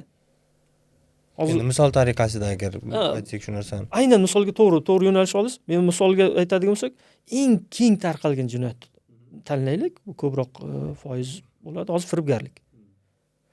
Endi jamiyatda iqtisodiy ahvoldan kelib chiqib ham jinoyatlar bo'ladi-da. Bu endi hozir firibgarlik eng keng tarqalgan jinoyat. Bu organ xodimlarining ham og'riqli mavzusi. Fuqarolar o'rtasidagi oldi-berdi, umuman tadbirkorlik sohasi, umuman iqtisodiy sharoitni yaxshilash nuqtai nazaridan juda og'riqli tema mavzu. Mana shu yerda dalilga to'xtalsak, mana men buni o'zimni o'sha Instagramda, Facebookdagi ijtimoiy tarmoq, Telegram kanallarimda qo'yaman. Adashmasam 160 firibgarlik mavzusida qo'yganman. Agar sal ko'proq bo'lsa, menimcha eng katta ko'p mavzu men qo'ygan bo'lsam kerak. Dalillarda bir 60 nechta post qo'yganman. Aynan dalillar bo'yicha. Firibgarlikda deylik. Bir kishi ikkinchi kishidan pul oldi, qaytarib beraman dedi. Qaytarib beraman dedi. Ikkinchi holatda bir kishi ikkinchi kishidan og'zaki birinchisi. Ikkinchisida tilxat yozdi, qarz deb oldi. Uchinchi holatida ikkita firma, ikkita tadbirkorlik subyekti shartnoma tuzdi, tovar oldi, pulni bermadi. Mana shu holatlarda. Endi birinchi holatda pulni oldi, bermadi. Organ xodimlari nuqtai nazaridan bu agar pulni haqdor odam shikoyat yozib beradigan bo'lsa, qarzimni bermadi deb bersa, organ xodimlari nima qiladi? Qarzmidi? Ha. Oldi berdimidi? Ha. Bu yerda jinoyat yo'q. Fuqarolik sudiga boring. Ikkinchi holatda tilxat yozib berdi. Tilxat yozib berdi. Tilxatda tabiiy qarz deb yozadi. Aldayib olyapman pulini, firibgarlik qilib olyapman, ishonchga kirib olyapman deb yozmaydi. Qarz deb yozdi. Tilxatni u taraf berdi, shikoyatni yozdida, tilxati bordi, mana asos mendan pul olgan desa, tilxatingda qarz yozgan ekan, fuqarolik sudiga bor. Uchinchi holatda firmalar, falonchi firma mendan tovar oldi, yuk oldi, qanaqadir xizmatlar ko'rsatdim, lekin mana shartnomamiz bor, to'lov qilmadi. Shartnomang bor, shartnomangning shartlari bo'yicha nima? Pul to'lanmasa qayerga murojaat qilish kerak? Iqtisodiy sudga bor. Qarabsizki, mana shu holatda hech qaysi firibgarlik yo'q-da. Hammasida fuqarolik iqtisodiy sudlarda predmet hisoblanib qoladi. Endi mana shu holatlar dalillarga to'xtaladigan bo'lsak, birinchi holatda pul oldi, pulni qaytarib bermadi. Lekin bu pul bergan odamda zapisi bor, shu pul olayotganligini tasdiqlaydi. SMS xabarlar bor, uni skrinshotlar qilingan. Buni tasdiqlaydigan guvohlari bor. Lekin shularni ham bersa ham organ xodimlari aytadi, yo'q, bu anaqa emas. Fuqarolik munosabati, jinoyat yo'q. Bu haqdor odam keyin tabiiyki nima qiladi? Qonundan norozi, organ xodimlaridan norozi, umuman davlatdan norozi. Ha desa, menda mana zapisi bor edi, menda guvohlar bor edi, menda skrinshotlari bor edi, pul olgan-ku, bermayapti-ku, aldab yuribdi-ku deydi. Bu yerdagi dalilni o'ziga to'xtaladi. Men atalib kengroq to'xtalayman, chunki juda og'ir. Dalilni o'ziga to'xtaladigan bo'lsak, pul olganligini tasdiqlash, boyagi zapis nazarda tutib, bu audio bo'lsin, bu video bo'lsin, pul olganligini tasdiqlash haqida guvohlar bo'lsin, SMSlar, skrinshotlar bo'lsin, bu yetarli dalil emas. Men umuman dalil emas demayman, yetarli dalil emas. Qachon firibgarlik kelib chiqadi? O'sha pulni olayotganda aldab olganligini tasdiqlash dalilda. Uni ishonchiga kirib olganligini tasdiqlash dalil. Endi buni qanday tasdiqlash mumkin? To'g'ri, mana qarang. O'sha paytda odamlar aytadi, o'sha paytda yo'q deydi, uni peshonasiga yozib qo'ymagan firibgarlik deb. Yoki u aytadi, meni aldab olyapman demaydi-ku deydi. Beraman deb oladi. Qachon aldab olganligini isbotlash mumkin? Mana shu jarayonda nima deb so'z bergan edi? Nima deb kelishilgan edi? Tabiiyki sendan pul olaman, deylik. Men biznesga tikaman, senga foiz beraman, misol uchun foiz beraman. Yoki men mashina olaman, uy olaman, senga ertaga beraman. Mana shu holatda yoki men falonchi joyda ishlayman, falon narsaga vakolatim bor. O'sha narsani muammoni yoki senga qanaqadir imkoniyat qilib beraman shu ish bo'yicha. Bu pora nuqtai nazardan aytmayapman. Vakolatni qonuniy nuqtai nazardan aytayapman. Shunaqa desa, endi qarang. U falonchi joyga pul tikyapman deb olganda o'sha falonchi joy yo'q bo'lsa, pul olishda nima degandi? Falon joyga chiqib, senga foiz qilib, daromad qilib beraman deyapti. Lekin u chet elga ketyapti. Ishlashga ketyapti. O'sha firibgarlik. U anaqa mashina oldi, o'zini eski qarzlarini to'layapti. Aldash qani shu yerda? E'tibor qiling. Buni olayotganda zapis bor edi-ku. Pulni olyapman, sendan olganman, shu paytda beraman, qarz degan hamma narsa zapis bor. Buni pul olayotgan payt guvohlari bor edi-ku. To'g'rimi? Lekin guvohlari uni olganligini tasdiqlaydi. Orqada keyinchalik aldaganligini tasdiqlamayapti-ku zapislari, to'g'rimi? Mana shu keyinchalik u aytgan joyiga pul tikmaganligi, aytgan joyiga pulni ishlatmaganligi va umuman aytgan holati, narsasi, umuman munosabati shaxsi yo'qligi tasdiqlanishi yolg'onmi? Tushuntira oldimmi? Mana shuni tasdiqlash bu dalilda. Odamlar faqat pul olganligini dalil o'zi deb hisoblaydi. Bunda уже jinoiy ish qo'zg'atiladi. Ha, mana shu dalil. Tergov mel ishlardan. Ha, mana shu joyda dalil deb bizlar tushundingizmi? Mana bu zapisga urg'u beradi. Yo'q, zapisdan keyin u qanaqa qilib harakat aldaganligini nima isbotlaydi? Mana shu narsaga urg'u bermaydi-da. Endi eng keng tarqalgan tilxatga o'tamiz. Tilxat. U falonchidan shuncha miqdordagi qarz oldim, falon vaqtda qaytarib beraman deb yozadi. Tepada tilxat sana qo'yilgan, kerak bo'lsa ko'pchilik pasportini orqasiga yozib beradi. Shu haqdor odamni tinchlantiradi. Menda dalil yetarli, ertaga xohlagan paytim qaytarib olaman. Vaqt keladi, qaytarmaydi. O'rtada munosabat buziladi, nizo kelib chiqadi. Tabiiyki organga yozadi haqdor odam. Mana asosi bor, tilxat olgan, tilxat yozib bergan, pulni qaytarmadi deydi. Shu bilan organ xodimi tekshirib ko'radi, tilxat bor ekan, bu yerda fuqarolik munosabat. Chunki kelishuv bor. Kelishuvda shartlar belgilangan, muddat olingan, pulni qaytarish majburiyati bor. Kelishuvdagi shartlar bajarilmadi, bu fuqarolik munosabati deb jo'natib yuboradi. Bu kimga foyda, kimga zarar? Haqdorga zarar, pul olgan aybdorga foyda. Lekin aslida-chi, aybdor odam o'sha tilxatni keyinchalik pulni bermaslikni reja qilib yozgan bo'lsa-chi, mana shu narsani oldindan ko'ra olgan bo'lsa-chi, ertaga bu organga yozsa ham hech narsa qila olmaydi degan xayolga borib yozgan bo'lsa-chi. Mana shu narsani ochish kerak-da. Fuqaro nima qiladi? Tilxat bilan cheklanadi. Yo'q, tilxat bilan cheklanish yetarli dalil emas. Men umuman dalil emas demayman. Yetarli dalil emas. Bu o'sha kelishuvni shartini bermaslik nuqtai nazaridan buzgani emas. Kelishuvda olingan pulni olayotgan paytda yolg'on ishlatib olganligini. Men falonchi joyda ishlayman, vakolatim bor, senga imtiyozli kredit chiqarib beraman, yo boshqa qilib beraman, yoki qanaqadir mashina chiqarib beraman imtiyozli tarzda. Men o'sha yerda ishlayman deyapti. Bu pora nuqtai nazaridan, porani sal boshqacharoqda. O'zimda vakolatim bor, qonuniy vakolatim bor. O'shani to'lov qil falonchi firmaga, falonchi joyga yoki umuman munosabat katta. Shunaqa deb ketsa, lekin aslida u o'sha joyga umuman aloqasi yo'q odam bilan isbotlanib qoldi. Bu tilxatda yo'q edi-ku. Yoki umuman o'sha tizimga aloqasi yo'q. Misol uchun. Lekin tilxat. Mana shuni isbotlash, aldaganligini isbotlash unda jinoyat bo'lib chiqadi, tilxati bo'lsa ham. Amaliyotda o'sha tilxati borligini fuqarolik sudiga o'tadi, fuqarolik sudlari ko'raveradi. Keyin 3-mavzuga ham bitta to'xtalaylik. Firmalar o'rtasidagi. Tovar oladi, pullarini to'laydi yoki qanchadir qismini to'laydi, qanchadir vaqt oladi, bermay ketadi. Mana shuni juda katta foizlarda bu iqtisodiy sud ishi deydi. Iqtisodiy huquqiy munosabat deyiladi. Lekin tovar bergan tadbirkor bankrotlikka yuz tutadi. Ish haqi to'lay olmaydi, soliqlar to'lay olmaydi, o'zini kreditorlar oldidagi majburiyatlarni bajara olmaydi, xomashosini to'lay olmaydi. Umuman bankrotlikka ham kelib qoladi-da ba'zida. Mana shu holatni juda katta ehtimol bilan iqtisodiy sudda beradi. Lekin aslida narigi firma firibgarlik bilan olgan bo'lishi mumkin. U firmani o'zini shaxsiga deylik, shaxsiga ham e'tibor qaratish kerak-da. O'zi shu soha bilan ishlaydigan firmami, qanaqadir mahsulot oldi deylik, akkumulyator oldi yoki qanaqadir zapchastlar oldi, lekin u faoliyati umuman bog'dorchilikda. Hozir ochilish maqsad. Umuman uni o'shanaqa ehtiyot qismlarini saqlovchi omborxonasi ham yo'q-da. Umuman bu soha bo'yicha hech kim bilan ishlamagan hamda. Yoki do'kon ham yo'q-da. Mana shular ham uni firibgarlik qilganligini tasdiqlaydigan dalillar-da. Organ xodimi unga u taraf ketmaydi, shartnomani ishni osonroq bitirish kerak. O'tkazarlar. Bo'lmasa bunaqa katta oqim keladi-da organga. Iqtisodiy sudga yuklama, MIBga yuklama, lekin masala yechilmaydi. Mana shu tilxat, mana shu shartnomalar firibgarlik usuli bo'lishi juda katta ehtimoli katta. Chunki men bu tomonda firibgarni yuridik savodxonligi balandroq. Unda tajriba katta. Mana shu holatda, mana jabrlanuvchi deb boya aytgan savolingizga endi kelyapmiz. Jabrlanuvchiga advokat shart, zarur, kerak bo'lsa majburda olishga. Chunki amaliyotda tilxat bormi fuqarolikka, shartnoma bormi fuqarolikka o'tkazib yuboradi.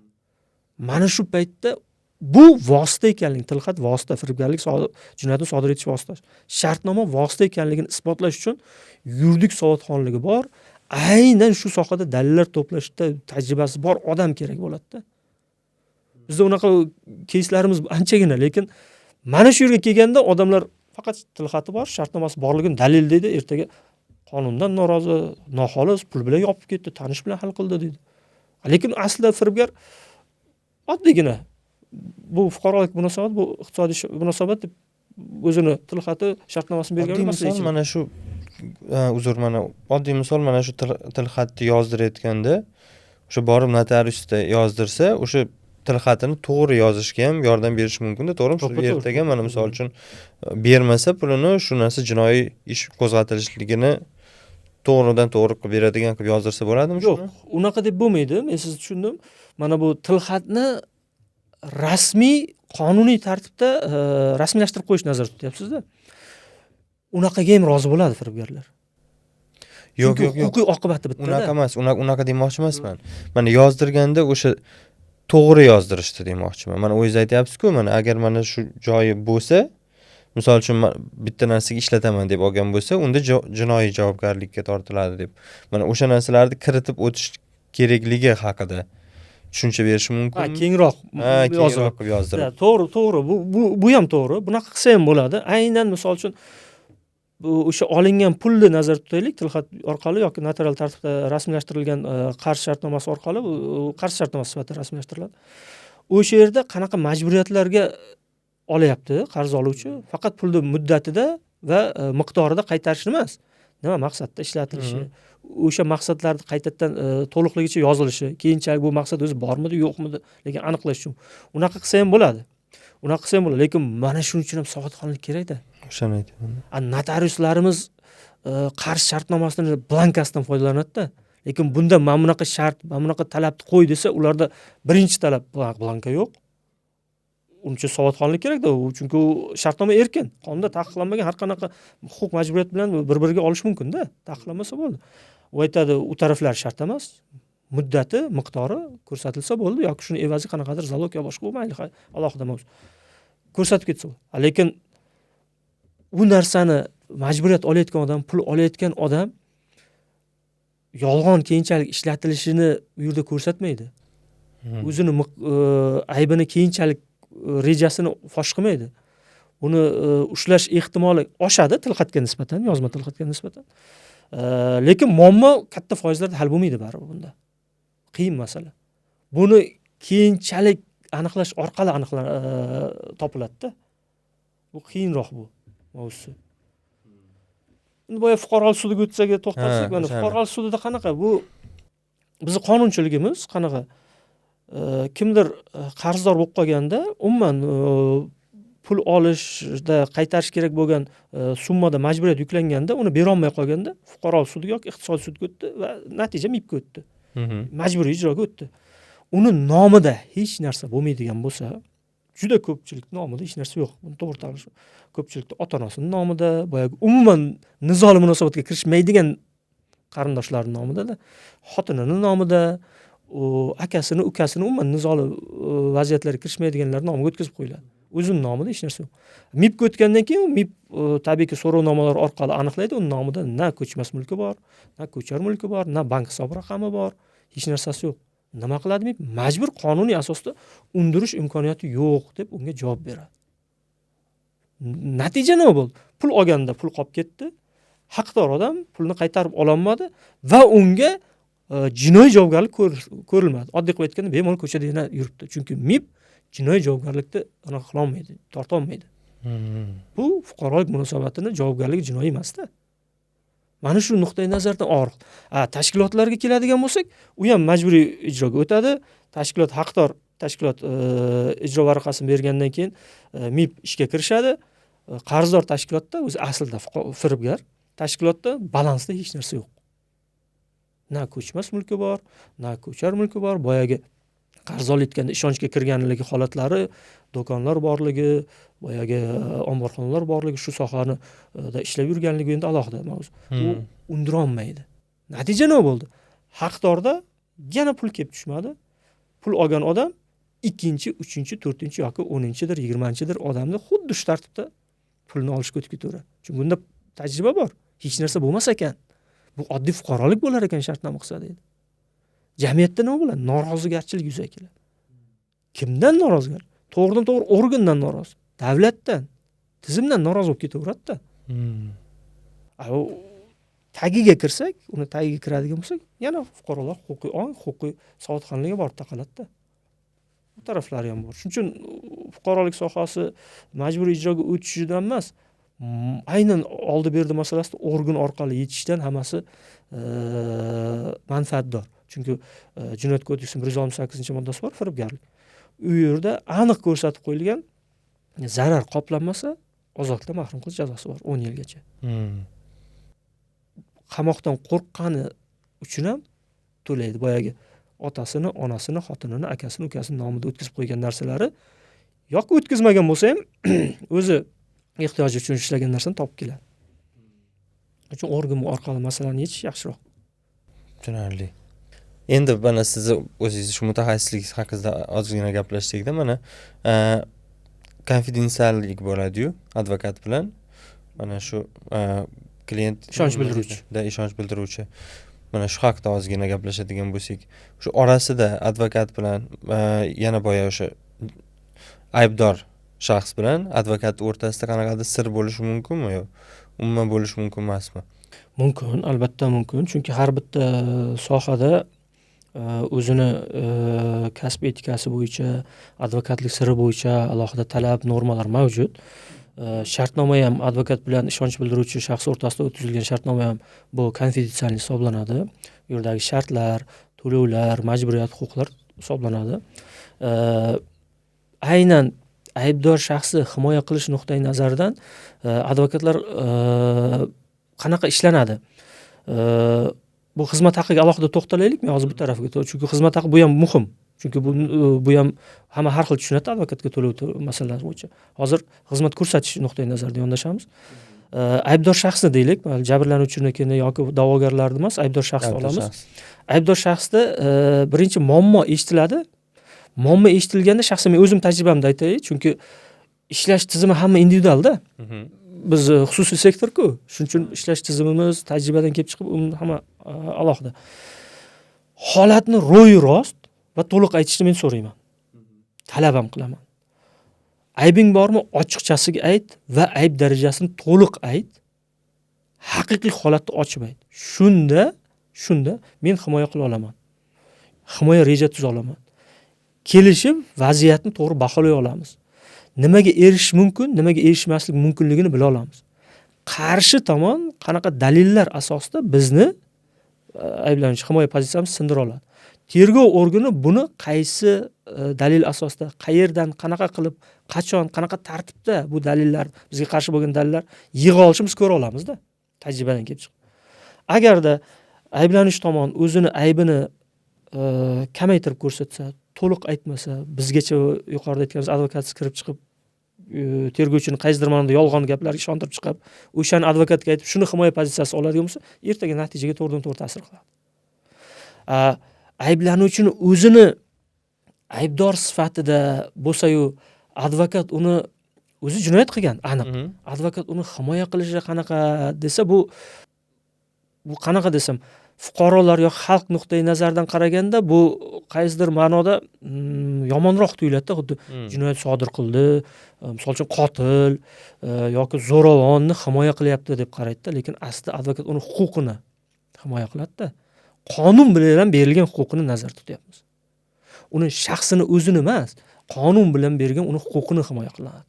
Buni to'g'ri qabul qilish kerak. Xuddi shifokorlarda qayta misol keltiramiz, Gippokrat qasami ichadi, terroristni ham, qotilni ham yoki jangarini ham og'ir ahvolda kelganda davolashga majburda. Shunaqa. Advokat ham huquqini himoya qiladi uni. O'sha jinoyatidan og'ir jinoyat qo'ymasligini. Misol uchun, o'sha jinoyatidan ko'ra boshqa qo'shimcha jinoyatlar qo'ymasligi. Endi bu tomonlama agar aytadigan bo'lsak-da, misol uchun agar dalillar yetarli bo'lmasa, jabrlanuvchi tomonda advokat ayblanuvchi jinoyat qilganini bilib turib ham himoya qilishi mumkin-ku. Ularda yetarlicha bo'lmasa chiqarib yuborishi ham mumkin. Bu ham to'g'ri. Chunki mana shu aytgan gapingiz asos qonunda. Chunki dalillar natijaga to'g'ridan-to'g'ri ta'sir qiladi-da. Mana shu aytgan gapni asos qonun va advokat qonun bo'yicha harakat qiladi-da. Qonun bo'yicha maksimal. Buni juda to'g'ri yo'nalish berdingiz.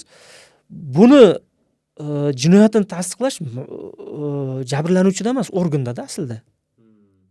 Bu yerda saviyaga borib taqaladi-da. Organ xodimidan balki sal noto'g'riroq aytayotgandirman, lekin men tajribani nazarda. Organ xodimidan advokat saviyasi yuqoriroq bo'ladigan bo'lsa, tajribasi yuqoriroq bo'ladigan bo'lsa, o'zi himoya qilayotgan odamni o'sha yerdan olib chiqib ketadi-da. Organ xodimida saviya advokatdan yuqori bo'ladigan bo'lsa, jabrlanuvchi dalil yetmasa ham organ xodimi holatni ichki ishonchi bilan haqiqatligini bila olsa, u dalil topa oladi. Unda imkoniyat, vakolat, huquqlar yetarlicha. Bu yerda vakolatlarga mos to'xtalib o'tamiz. U alohida to'xtalamiz. Endi agar xizmat haqqiga to'xtalamiz desak, shu yer to'xtalib ketadi. Chunki bu ham juda anaqa ba'zida nizoli vaziyat bo'lib qoladi. Chunki bizga keladi, falonchi advokatga pul to'ladik, lekin hech narsa qilib bermadi, pulimni qaytar desam qaytarmayapti. O'zi advokat bilan ishonch bildiruvchi o'rtasida shartnoma tuziladi. Shartnomada majburiyatlar, hamma shartnomada bo'ladi. Advokat ko'rsatilgan xizmati uchun pul oladi. Natijasi uchun to'lov bu mukofot tariqasida alohida to'lov. Xizmati uchun degani natijasi uchun degani emas. Buni juda hamma tushunarli qilib, juda sodda tilda tushunganda mana o'quv kurslari bor, repetitorlar bor, oliygohlarga tayyorlaydi.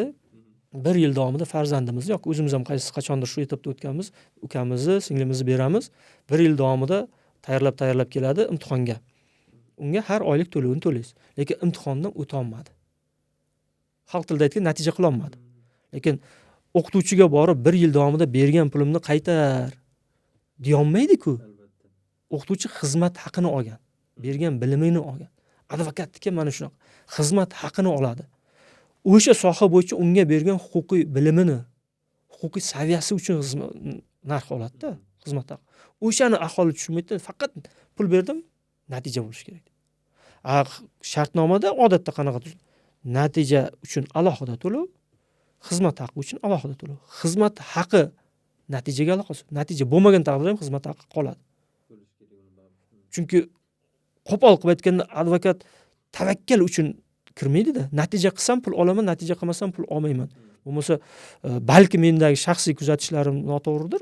90% balki ko'proq advokatlar umuman xizmat haqisiz qolish kerak-da. Bunaqa bo'ladigan bo'lsa, u noto'g'ri-da. Natijani lekin alohida kelish. Natija bo'lgandan keyin oqlovga erishish, huquqini tiklab berish, zararini undirib berish, yengilroq moddaga o'tkazish, o'shalar bo'yicha natija unga alohida to'lov bo'ladi. U natija bo'lgandan keyin. O'sha nuqtai nazarni ham bir-biri bilan to'g'ri tushunib olish kerak-da advokat. Bu yerda umuman fuqarolarning huquqini tiklash, manfaatlarini himoya qilish nuqtai nazaridan biz ishni olib borayotgan paytimizda advokatning vakolat darajasiga ham to'g'ri baho berishimiz kerak-da. Biz haqqini talab qilayotgan organ bu davlat idorasi, tergov organlari. Biz haqqini talab qilayotgan organ sud idoralari yoki prokuratura organlarida. O'sha yerda advokatning vakolati bilan tergov sud organlarining vakolatini to'g'ri baholash ham juda muhimda. Advokatda qanaqa vakolat bor? U o'zi himoya qilayotgan, o'zi ishonch bildirgan shaxsni, deylik jabrlanish tomon, ayblanish tomon o'shani o'zi bilan suhbat quradi. O'shani o'zidan dalillarni yig'adi. O'shani bergan ko'rsatuvlari, o'shani bergan holatni tushuntirishlaridan kelib chiqib faktlar, holatlar yig'adi-da. Lekin bunga qarshi tomonga aloqaga chiqsa u cheklangan. Misol uchun o'sha qarshi tomondan ham qaysidir ma'noda tushuntirish olishga harakat qilsa, advokat u taraf sizga tushuntirish bermayman yoki sizni so'rovnomangizga javob bermayman desa, haqqi bor. Advokat shu yerda to'xtab qoladi. Yoki qaysidir ma'noda banklarga, misol uchun tadbirkorlik subyektlari uchun banklarga biz so'rovnoma bersak, bank sira to'xtatib qoladi. Organ buni ola oladi. Guvohlarni biz hammasini chaqirib tushuntirish olishga vakolatimiz, huquqimiz bo'lsa ham, ularda majburiyat yo'q advokatga tushuntirish berishga. Yoki qaysidir guvohni chaqirib, mana shu holat bo'yicha ertaga tergov yoki sud jarayoni bo'ladi. Siz qonuniy o'zingiz ko'rgan narsani, bo'lgan narsani aytib bering yoki bizga tushuntirish bering. Shu holat bo'yicha sizdan tushuntirish olaylik desa, ular yo'q desa, majburiyat yo'q. Tergov organi ularni chaqirganda ular borish majburiyati bor. Ular javob berishga majbur. Javob bermasa jinoiy javobgarligi bor-da. Umuman tergov organlaridan advokatning vakolati tergov organlarida bir adashmasam 20 barobar ko'p-da vakolat. U qarshi tomonni ham, guvohlarni ham, mutaxassislarni ham, ekspertlarni ham o'shanga aloqador bo'lgan dalillar hammasini chaqiradi, to'play oladi va unda huquq bor, narigi taraflarda majburiyat bor-da. Topshiriqlar beradi, har xil tashkilotlarga so'rovnoma berib, hattoki bank siri, shaxsiy sirlar hammasini ola oladi-da ular. Advokatda u narsa cheklangan. Hmm. Bu tabiiyki natijaga to'g'ridan-to'g'ri ta'sir qiladi-da. Advokat shuning uchun ham agar o'zini himoya qilayotgan shaxsni manfaati yuzasidan harakat qilayotgan paytda haqiqat deb bilib, o'shani qarshi tomon yoki tergov organidagi manfaatini himoya qilishda mana shu vakolatlarda tergovchi qanaqangi doirada harakat qilishini tajribasidan kelib chiqib taxmin qilib, advokat ertaroq o'shalarga tayyorgarlik ko'rsa, saviyasi boyagi tajribasi undan kattaroq bo'lsa, natija o'zi xohlaganday bo'ladi-da. Oddiy qilib aytganda tergovchi bilan teng urovendagi advokat yutqizish ehtimoli katta-da. Yutqizish undan bir barobar emas, kattaroq barobar saviyasi bo'lishi kerak-da.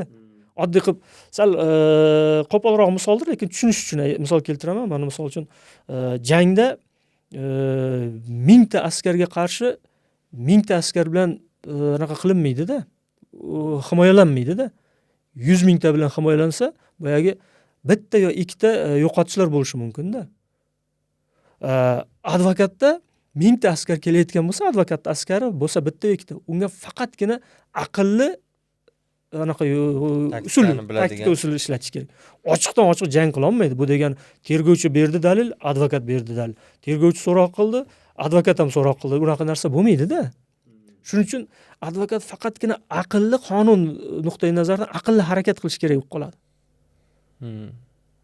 O'shandagina natijaga boyagi qo'shtirnoqchi jangda yutadi-da. Bo'lmasa bo'lmaydi. Chunki tergov organida boyagi qo'shtirnoqchida qo'shin juda katta. Vakolat juda katta. Endi bu hamma joyda shunaqami yo bizda faqat shunaqami? Yo'q, bizda dunyoda shunaqami bu yo'q, narsa? bu boshqa rivojlangan davlatlar bo'li ancha kattaroq advokatlarda vakolat, hattoki javobgarlikni, jazoni miqdorini ham kelishuvga erishadi. Bizda hozir aybni tan olish haqida kelishuv instituti bor, lekin bu unaqangi takomillashmagan. Mana qaysidir Force Majeure degan mana serial bor misol uchunda, mana shu advokatlar haqida, unda ham endi juda ham chiroyli ko'rsatishganda endi advokatlar ishini. O'sha yerda ham misol uchun ko'p bo'ladi. Sudgacha olib borishmaydi-da ishda. Sudgacha olib bormaydi, o'zining dalillari bilan kiradi, prokuror, advokat, sudya o'tirishadi, o'sha yerda hal qilib olishadi. Sudya aytadi, bo'ldi, bo'lmasa yopdik ishni deydi, mana shunaqa qilib olishadi. Bizda ham bo'ladimi shunaqa narsa? Bizda yo'q. Bizda aynan qonunda yozilgan bo'yicha javobgarlik keltirib chiqaradi. O'sha bo'yicha tergov organi advokat tomonidan taqdim qilayotgan dalillarga baho beradi, lekin o'zining munosabati bilan masalani u yechadi. Nuqtani u qo'yadi. Qarorni u qabul qiladi. Kelishuv asosida emas-da. O'sha yerda farqi bor-da. Biz aytayotgan holatlarda ikkita tomon, siz aytayotgan holatlarda ikkita tomon o'zaro qonun nuqtai nazaridan kelishib, muammoni yechib ketaveradi. Bu sudgacha ham yechadi. Sudgacha. Endi sudgacha yechish iqtisodiy, fuqarolik instansiyalarida bor.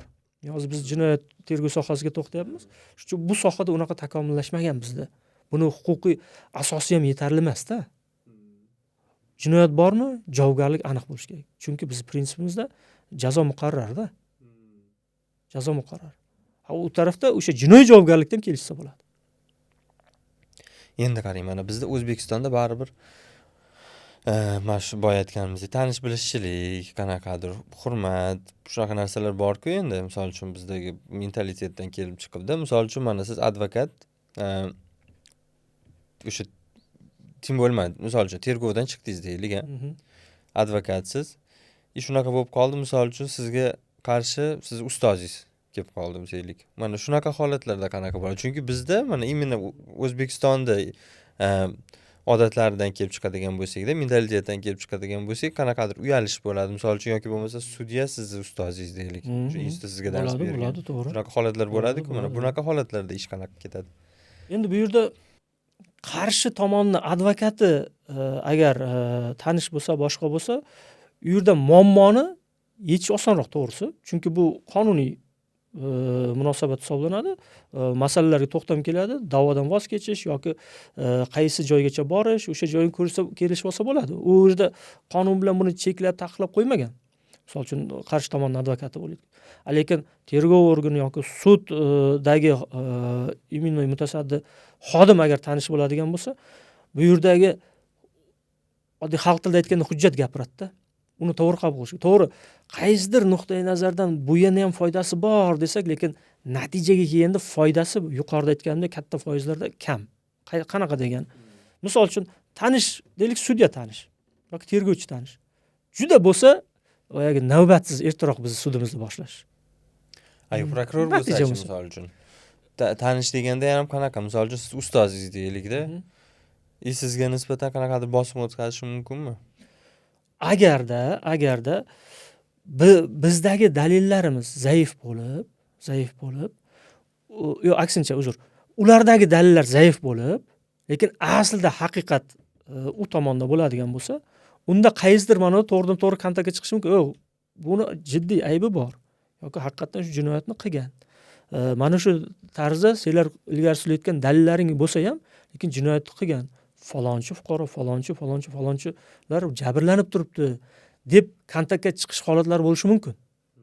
Misol uchun shaxsiy tanishlik yuzasidan. Bu paytda advokatning o'zida qoladi-da.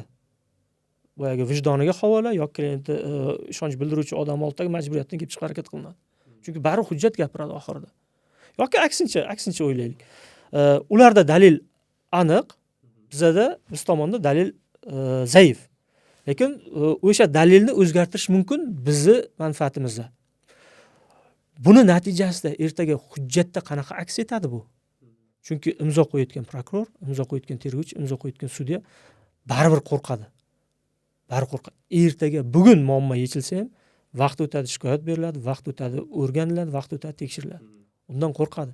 To'g'ri, alohida holatlarda qaysidir ma'noda boyagi manfaatlar o'ynab, muammo yechilib ketganlar bo'lishi mumkin, lekin buni katta foiz deb baho berish noto'g'ri bo'ladi. Chunki biz o'zimiz ham forma kiyganmiz, biz o'zimiz ham pagon taqqan paytimizda tanishimiz, do'stimiz, o'rtog'imiz yoki qarindoshimiz muammoga kelib chiqqan paytda biz to'xta deya olganmiz-da. Chunki hujjat gapiradi. Ertaga men imzo qo'yganga men javob beraman.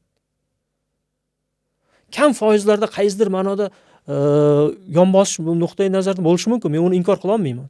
Lekin har doim shunaqa deya olmaymiz yoki katta foizda shunaqa deya olmaymiz. Chunki har qanaqa imzo qo'yuvchi, qaror qabul qiluvchi ertaga javob borligini 100% biladi. Qo'rqadi undan. Mana sudya misol uchun bosim qila oladimi? Sudyalarda bosimini to'g'risi advokatlarga bosim qilgan meni tajribamda ko'rmaganman, to'g'risi. To'g'ri, aytib o'tish kerak, noxolisligini sezganimiz, lekin bosim qilmasdan-da. Noxolisligini sezganmiz. Sudyaning saviyasi yetarli bo'lmaganligi yoki ishni chuqur o'rganmayotganligi, ish bilan yaxshi tanishmaganligi, unaqa holatlar bo'lgan, lekin to'g'ridan-to'g'ri advokatga dalillar taqdim qilish nuqtai nazaridan yoki himoya pozitsiyasini belgilash nuqtai nazaridan bosim qilishi men tajribamda o'tmagan. Unaqa bo'lmagan. Endi yana bitta narsa bor-da, oldin ko'proq eshitardim bu narsani. Advokat u narsalarni qo'ydi deydi, bizda odamlar xalqda shunaqa narsa bor-da, advokat emas, prokuror hamma narsani hal qiladi, sudya ham emas, prokuror bilan bor muomalangni hal qilgin bo'ldi, yaxshi bo'ladi ishing deb. Mana misol uchun ko'pincha advokatdan ham ko'ra tezroq shu prokuror bilan ko'rishib, prokuror bilan gaplashib, prokuror nima desa shuni qilamiz degan darajada bo'ladi-da. Endi lekin bunday olib qaraydigan bo'lsangiz, mantiqli prokurorning ishi mana shu ishni oxirigacha yetkazib, aybdorni o'sha qamash yoki bo'lmasa o'sha aybini bo'yniga qo'yish. Mana bu tomoniga qanaqa qaraysiz misol uchun? Mana shunda ham qanaqadir yo maslahat deydimi bu xalqqa? O'sha mana shu tomonni ham shu aytib o'tib ketsangiz-da. Muammoni tanish orqali yoki pul orqali. Tanish bilan pul bu sohada uncha jiddiy farq qiladigan tushunchalar emas-da. Muammoni tanish orqali, pul orqali hal qilishga to'xtaladigan bo'lsak, mana bunaqa holat bor. Bizga ko'p keladi, misol uchun poytaxtda asosan poytaxtda biz xizmat ko'rsatganimiz uchun ko'pchilik keladi, o'ziga to'q, o'ziga yarasha krugi bor. Falonchi organ xodimi yo falonchi meni tanishim bor, shunga chiqaman yoki chiqdim. Yoki falonchini tanishi o'zini qanaqadir xizmat haqini bersam, masalan, yechadi. Shu bo'yicha yoki maslahat olishga keladi yoki shu jarayon ketayotgan bo'ladi-da, qaysidir ma'noda advokatdan qonuniy nimadir qilib qo'yishlikda yordam so'rab keladi-da. Biz aytamiz, baraka topkur, tanish bilan pul bilan masalani boya yuqorida aytgandek, juda yuqori darajalarni men anaqa qilmayman, inkor qila olmayman, lekin juda katta foizlarda unaqa emas. Tanishing bo'lsa ham, puling bo'lsa ham unga o'sha tanishingga pul bergandan keyin tanish bo'ladi-da. Tanishingga chiqqandan keyin sen dalilni, sen asosni, sen holatni tasdig'ini bermasang, u qila olmaydi. U o'sha narsani yasab qo'ya olmaydi. Sen kimgadir deylik, misol uchun tergovchi yoki uni rahbariga qanchadir miqdorda moddiylik nimadir berdingda yoki tanishing, chiqdingda, senga qarshi bo'lgan dalilni, qarshi tomonning dalillarini oddiy qilib aytganda yo'q qilib qo'ya olmaydi-ku. Chunki bundan ham yuqori odam borligini, mansabdor borligini, shikoyatini qabul qiluvchi o'rganuvchi borligini biladi. Yasab qo'ya olmaydi. U tanishing ham abadiy emas baribir. Ha, shuning uchun ham balki sal noto'g'riroq bo'lar, ham tanish, ham dalil qilsa muammo yechilishi katta. Lekin tanishni ham noqonuniy orqali emas. Qaysidir ma'noda boyagi dalillar 50-50 bo'lib turgan holatlar bo'ladi-da. Bu taraf yon bossa kimgadir foyda, kimgadir zarar, bu tarafga yon bossa kimgadir foyda, kimgadir. Tanlov tergov organida qoladi. Bu aslida bu dalillar zaifligida aslida. Mana shu holatda tanish ishga tushsa, boyagi pulmi qaysidir ma'noda ishga tushsa, muammo yechilib ketishi mumkin. Lekin har doim unaqa emas-da. Buni ham foizi bor, lekin kam bu ham.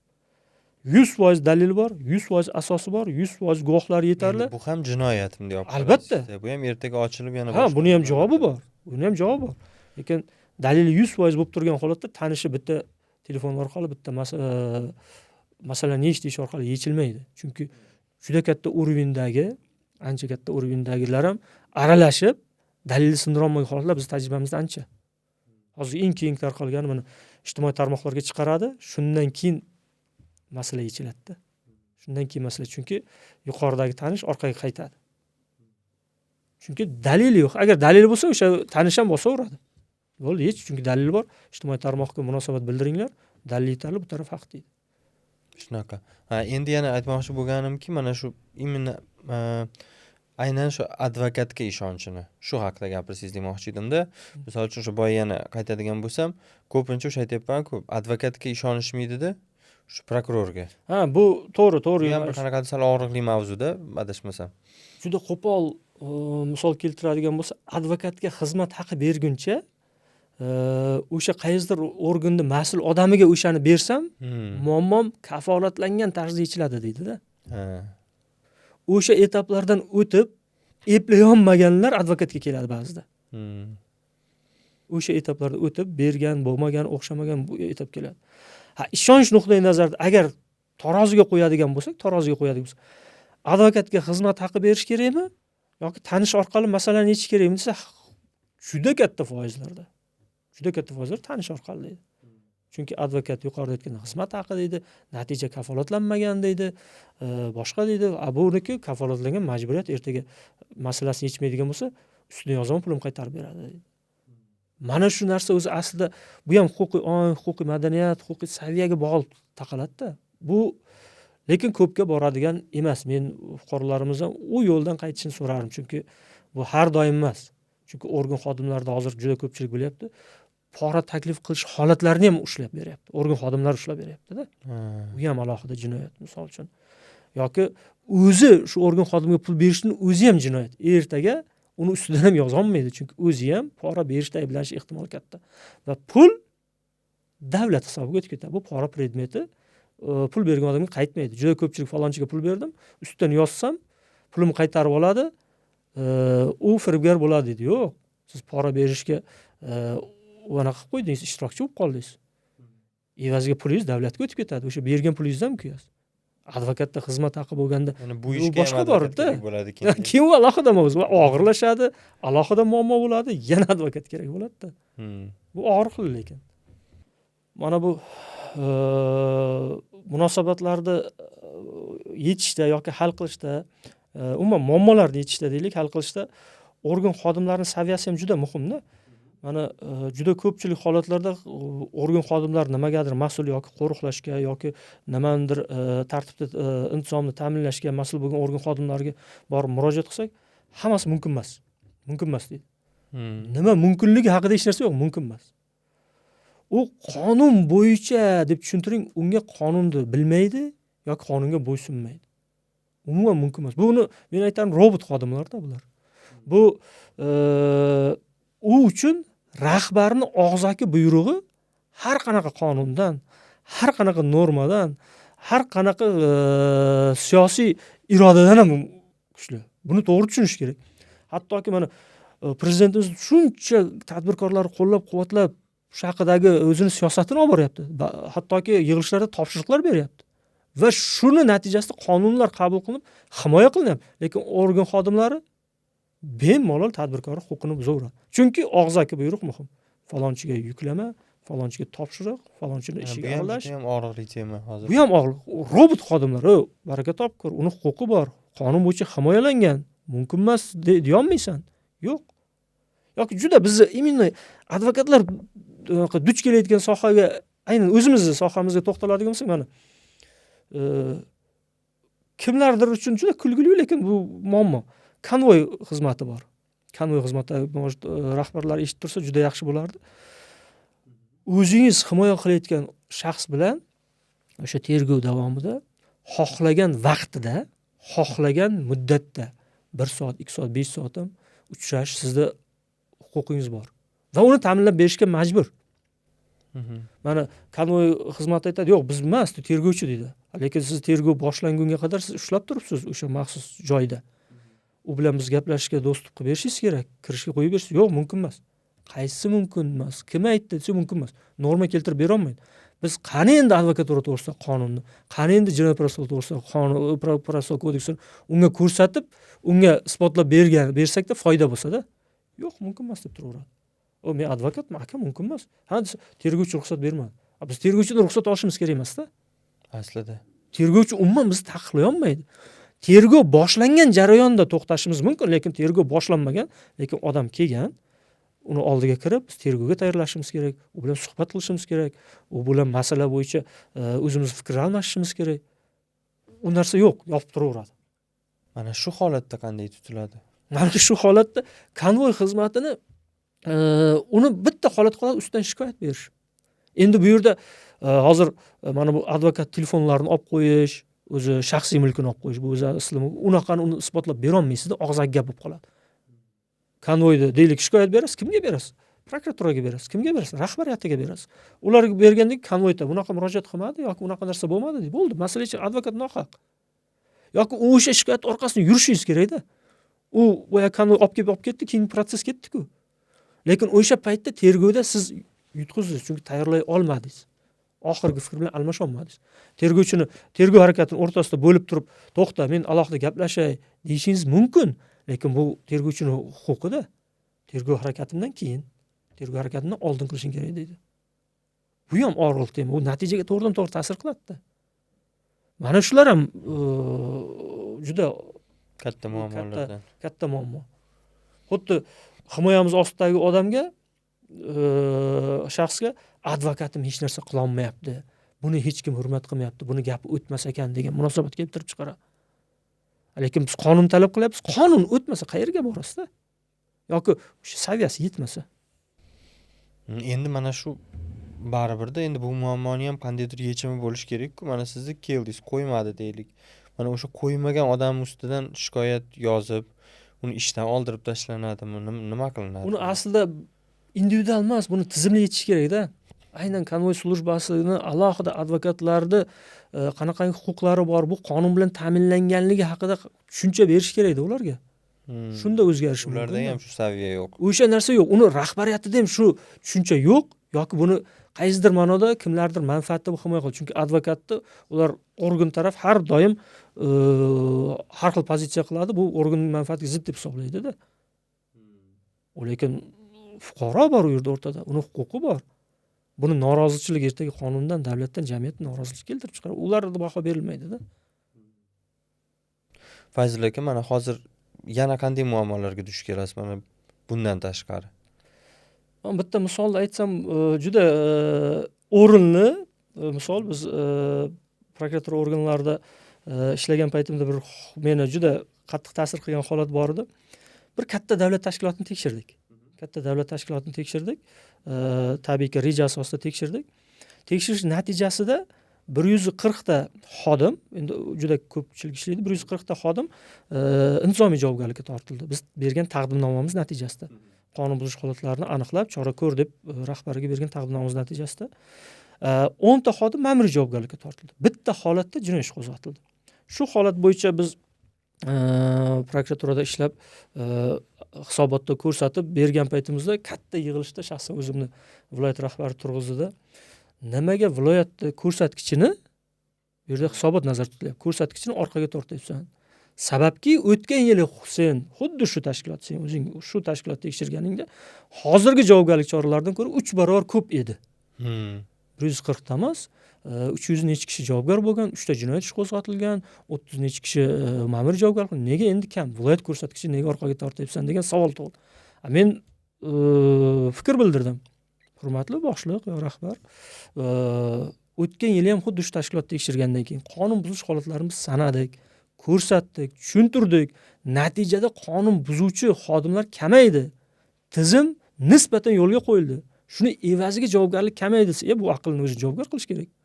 Tushunmayapsanmi? Viloyat ko'rsatkichini pastga tortyapsan sen. Sen nima haqida gapiryapsan? Bu yerda xodimni uni anosi yo'qmi? Huquqi yo'qmidi?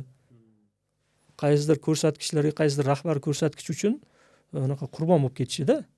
Bitta intizomiy uchun u 6 oy, 1 yil premiyalardan qolib ketadi-da, ustamalardan qolib ketadi. U taraflar ham qolib ketadi. U og'riqli temalarda. Bu taraflar ham bo'lgan.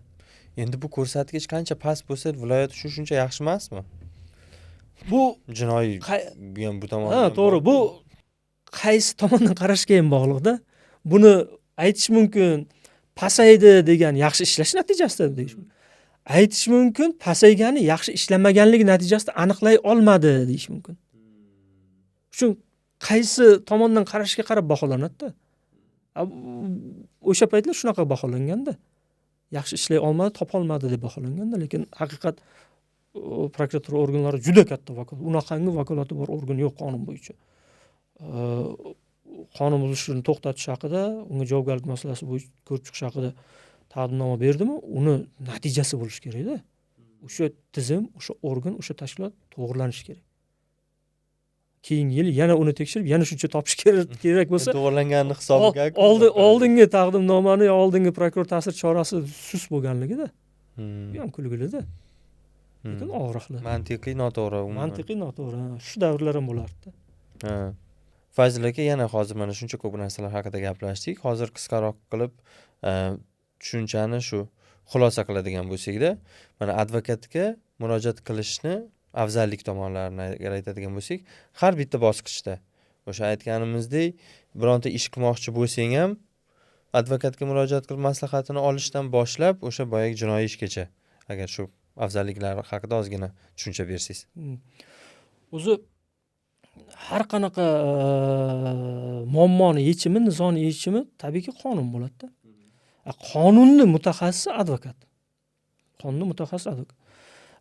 Shu sohani mutaxassis bo'lmagan fuqarolar unga duch kelyaptimi, to'qnash kelyaptimi? Tabiiyki shu sohani mutaxassisi xizmatdan foydalanish juda katta afzalliklar beradi.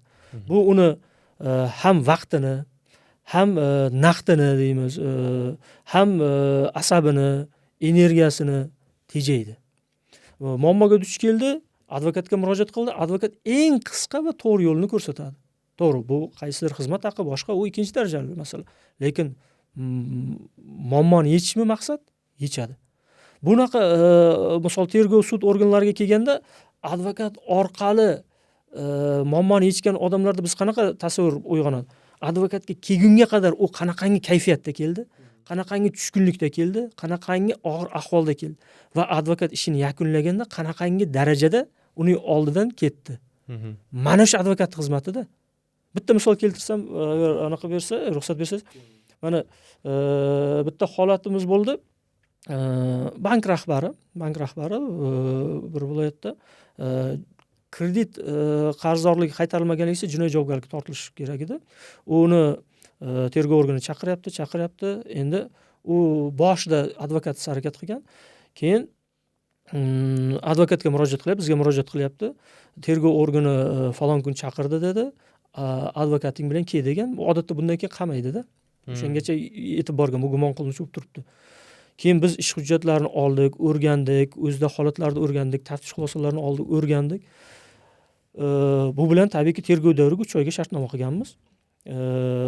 Tergov organiga borgandan keyin tergovchi umuman tashqarida konvoy mashinasini ko'rib turibmiz, bilib turibmiz, kiryapmiz, savol beryapti, javob beryapmiz. Tergovchi bergan dalillarni biz oldindan ko'ra olganimiz uchun ham unga qarshi bo'lgan dalillar hujjat asosida beryapmiz. O'sha yerda 3 soat qanchadir vaqt, 3 soatdan ko'proq vaqt so'roq bo'ldi. Tergovchining o'zi bu odamda aybi yo'q ekan-ku deb qoldi-da. Aybi yo'q ekan. Tashqarida konvoyda mashinasi turibdi. Olib ketadigan mashina. Tayyor turibdi. Aybi yo'q ekan-ku. Chunki tergovchi o'zi ishongan, o'zi to'plab turgan ayblov nuqtai nazar to'plagan dalillarni biz bemalol sindira oldik-da. Odam o'sha yerda o'zi oqlanib chiqyapti. Tergovga kirishdan oldin unga qamoq xavf solib turibdi, lekin tergovdan chiqqandan keyin oqlanyapti. Mana shu narsa ham bitta protsessda advokatni o'sha yerdagi to'g'ri himoya rejasi tuzilganligida-da. Bunaqa holatlar ko'p. Odamlar advokat qila olmaydi deb o'ylagan holatlarda ham masalani yechgan holati, advokat sabab bo'lib natijaga erishgan holat juda ko'p. Bunaqa misollar juda ko'p. Oxirgi qila olarmikan deb keladi-yu, lekin masala yechilib ketadi. Faqat boyaga aytgandek, to'g'ri eshik taqillatish kerak, muammo yechiladi. Endi qarang, mana bunda ham har bir insonning o'zi nafsi bo'ladi-da. Mana advokatlarda ham bo'lishi mumkin shu narsa. Mana boya o'zingiz aytdingiz-ku, to'g'ri tanlash advokatni. Mana shunda ham bo'lishi mumkinmi? Shunaqa mana misol uchun men umuman boshqa narsa bo'yicha mana keldim deylik, misol uchun biznes bilan shug'ullanadigan advokatga-da. Lekin meni masalam umuman boshqa advokatga borishim kerak misol uchun-da. U odam ham mana nafsidan kelib chiqib, endi bu ham pul-ku. Misol uchun demoqchi bo'lganim, o'ziga olmasdan, yo'q, mana sizni ishingizni mana bu odam ko'rib berishi mumkin. Mana sizga yoki maslahat beraman, boshqa odamga yo'naltirib, misol uchun yoki bo'lmasa, yo'q, men bu ishingizni ola olmayman. Mana bu odamga boring deb aytish mumkinmi? Shunaqa narsalar bo'ladimi? Sizni mana praktikangizdan kelib chiqib aytadigan bo'lsangiz. Shaxsan o'zim praktikamda men bemalol kameraga qarab ayta olaman. Bu narsa juda ko'p. Misol uchun men tergov yoki jinoyat sud sohasi bo'yicha ko'proq shug'ullanadigan bo'lsam, iqtisodiy, fuqarolik sud sohalari bo'yicha juda ko'p shug'ullanmayman. Uni to'g'ridan to'g'ri shu sohani agar ular so'raydigan bo'lsa, mutaxassislarga o'tkazim. Lekin vaholanki unga bilim yetadi. Unga meni huquqim bor, litsenziyam ham bor. Kelishi mumkin, lekin o'sha sohani ipidan ignasigacha chuqur bilmayman. Fuqaroni olib, shartnoma qilib, uni pulini olib, muammosini yecha olmaslik ertaga fuqaroni oldida meni to'g'ri kelmaydi. Reputatsiyamizga yoki o'zimizning obro'yimiz to'g'ri kelmaydi. Shuning uchun yaxshisi qo'limizni ko'tarib mutaxassisga boring deya olamiz. Muammosini yechmasdan quruq xizmat haqini olib oxirigacha borgandan ko'ra. Endi qarang, yana bitta savolim bor edi. Shu savolim qolib ketmasin, mayli. Mana professional advokat hattoki o'sha nima edi? Qotilni ham, shu manyakni ham kerak bo'lsa himoya qiladi deydi-ku. Mana shunaqa narsada endi boya vrachlar bilan taqqosladik. Mana sizni o'zingiz amaliyotingizdan kelib chiqibdi. Mana qanaqa, kimni misol uchun himoya qilmagan bo'lardi? Shunaqa odam bormi? Shunaqa jinoyatchi misol uchun. Agar biz ofisimizga kelgan, keyin ijtimoiy tarmoqlar orqali biz bilan shartnoma tuzishni juda ko'p xohlab takliflar yozgan odamlar meni kuzatayotgan bo'lsa, bizni kuzatayotgan bo'lsa, o'shalar biladi. Ularga kontaktlar bermaganligimiz, shartnoma qilmaganligimiz yoki atayin shartnoma summasini katta ketish uchun-da, yo'q demasdan ketish uchun qilmaganlarimiz o'shalar javobini biladi. Chunki ularda o'sha jinoyatdagi qilgan harakat natijasida juda ko'pchilik jabrlangan. Umuman bizni axloqimizga to'g'ri kelmaydigan jinoyatlar, tarbiyamizga to'g'ri kelmaydigan jinoyatlar. Unaqa holat. Ancha uni agar ko'rayotganlar bo'lsa birdan tushungan bo'lishi mumkin. Uni ishonch bilan ayta olamiz. Misol uchun aynan qaysi turi deb agar aytadigan bo'lsak, firibgarlikda xalqni juda ko'pchilikni kuydirib, real haqiqiy firibgarlik qilganlarni olmaganmiz, uni biladi. Keyin nomusga tegishli jinoyatlarda juda anaqalarda og'ir holatlarda yosh bolalarga, qizlarga tegingan holatlarda olmaganmiz, kelgan misol uchun. Bor anaqalar. U lekin katta summalar to'lashga rozi, unaqalar kelgan. Keyin men bu og'ir holatlarda qotillik jinoyatlari. Misol uchun yaqinda ham Jizzaxda bir kishi keldi, olmadik. pul berishga juda tayyor xohlagan summani. Buni himoya qilib narigi tarafga yuzimiz ko'rsatib turish bizga to'g'ri kelmaydi. Qaytardik. O'zimizda prinsipimiz bor-da bu bo'yicha. Bu bunaqa prinsip bor, ha? Bor. Ya'ni shu o'zingiz bilan o'zingiz kimdek qolganingizda mana shu narsani hayolingizdan o'tmasligi uchun. Vaholanki bitta narsaga urg'u berish kerak, uni himoya qila olmaganligimiz uchun emas. Uni himoya qila olsa ham bo'ladigan joylari bor-da. O'zimizga to'g'ri kelmaganligi uchun olmaganmiz-da prinsiplarimizga. Bunaqa holat bor. Bu ko'pchilik bo'lmasa bunaqa advokatlar bor. Bundan faxrlansa, xursand bo'lsa arziydi. Bunaqa shaxsan o'zimiz birga hamkorlikda ishlagan advokatlarimiz bor. Olmaydi unaqa. Ko'pchilik holatlarda aybsizlik prezumsiyasi bizda prinsipi bor. Aybsizlik prezumsiyasiga to'xtaladigan bo'lsak, aybsizlik prezumsiyasini oddiy qilib aytayotganda, tushunchasi o'zini aybsizligini isbotlashga majbur emas. Amalda shunday. Qonunda shunday. Qonunda shunaqa. Lekin tergov organiga borganda ko'pchilik meni aybim bo'lsa isbotlab ber deydi. Yo'q. Isbotlashga sizning huquqingiz bor. Kerak bo'lsa majbursiz. Ertaga tergov organi siz o'zingiz uchun kurashmasangiz, dalillarni topsa yoki yasab qo'yadigan bo'lsa, yoki soxta guvohlar keladigan bo'lsa, uni sudda siz sindira olmaysiz-da. Shuning uchun aybsizlik prezumsiyam bor ekan, men majbur emasman deb to'xtab qolish kerak emas. Harakat qilish kerak, faqat vaziyatni baholash kerak. Vaziyatni baholashda eng katta tosh bosadigan narsa kimga, qachon, qanaqa tartibda, qanaqa dalillarni berish juda muhim. Bu qonunda yozilmagan, lekin tajribada bor. Aybsizlik prezumsiyasi deb to'xtab qolish kerak emas, harakat qilaverish kerak. Fazil aka, katta rahmat kelganingiz uchun. Juda ham chiroyli suhbat bo'ldi. Fazil aka, katta rahmat kelganingiz uchun. Juda ham chiroyli suhbat bo'ldi. Shu suhbatimiz bizni ko'rib turgan odamlar uchun ham manfaatli bo'ladi deb o'ylayman. Fuqarolarimizdan o'zini huquqiy savodxonligi, o'zini saviyasi yetmayaptimi, to'g'ridan-to'g'ri mutaxassisni eshigini taqillashga hech qachon tortinish kerak emas. Chunki bu muammo kattalashib ketib, ertaga sizni juda katta muammolar duch kelishi mumkin. Muammo keldimi, boshida mutaxassis eshigini taqillating. Mana bugungi suhbatimiz ham nihoyasiga yetdi. Bizni kuzatganingiz uchun rahmat. Bizga obuna bo'ling, do'stlaringiz bilan ulashing va keyingi suhbatlarimizni kutib qoling va tafakkur qiling. Xayr.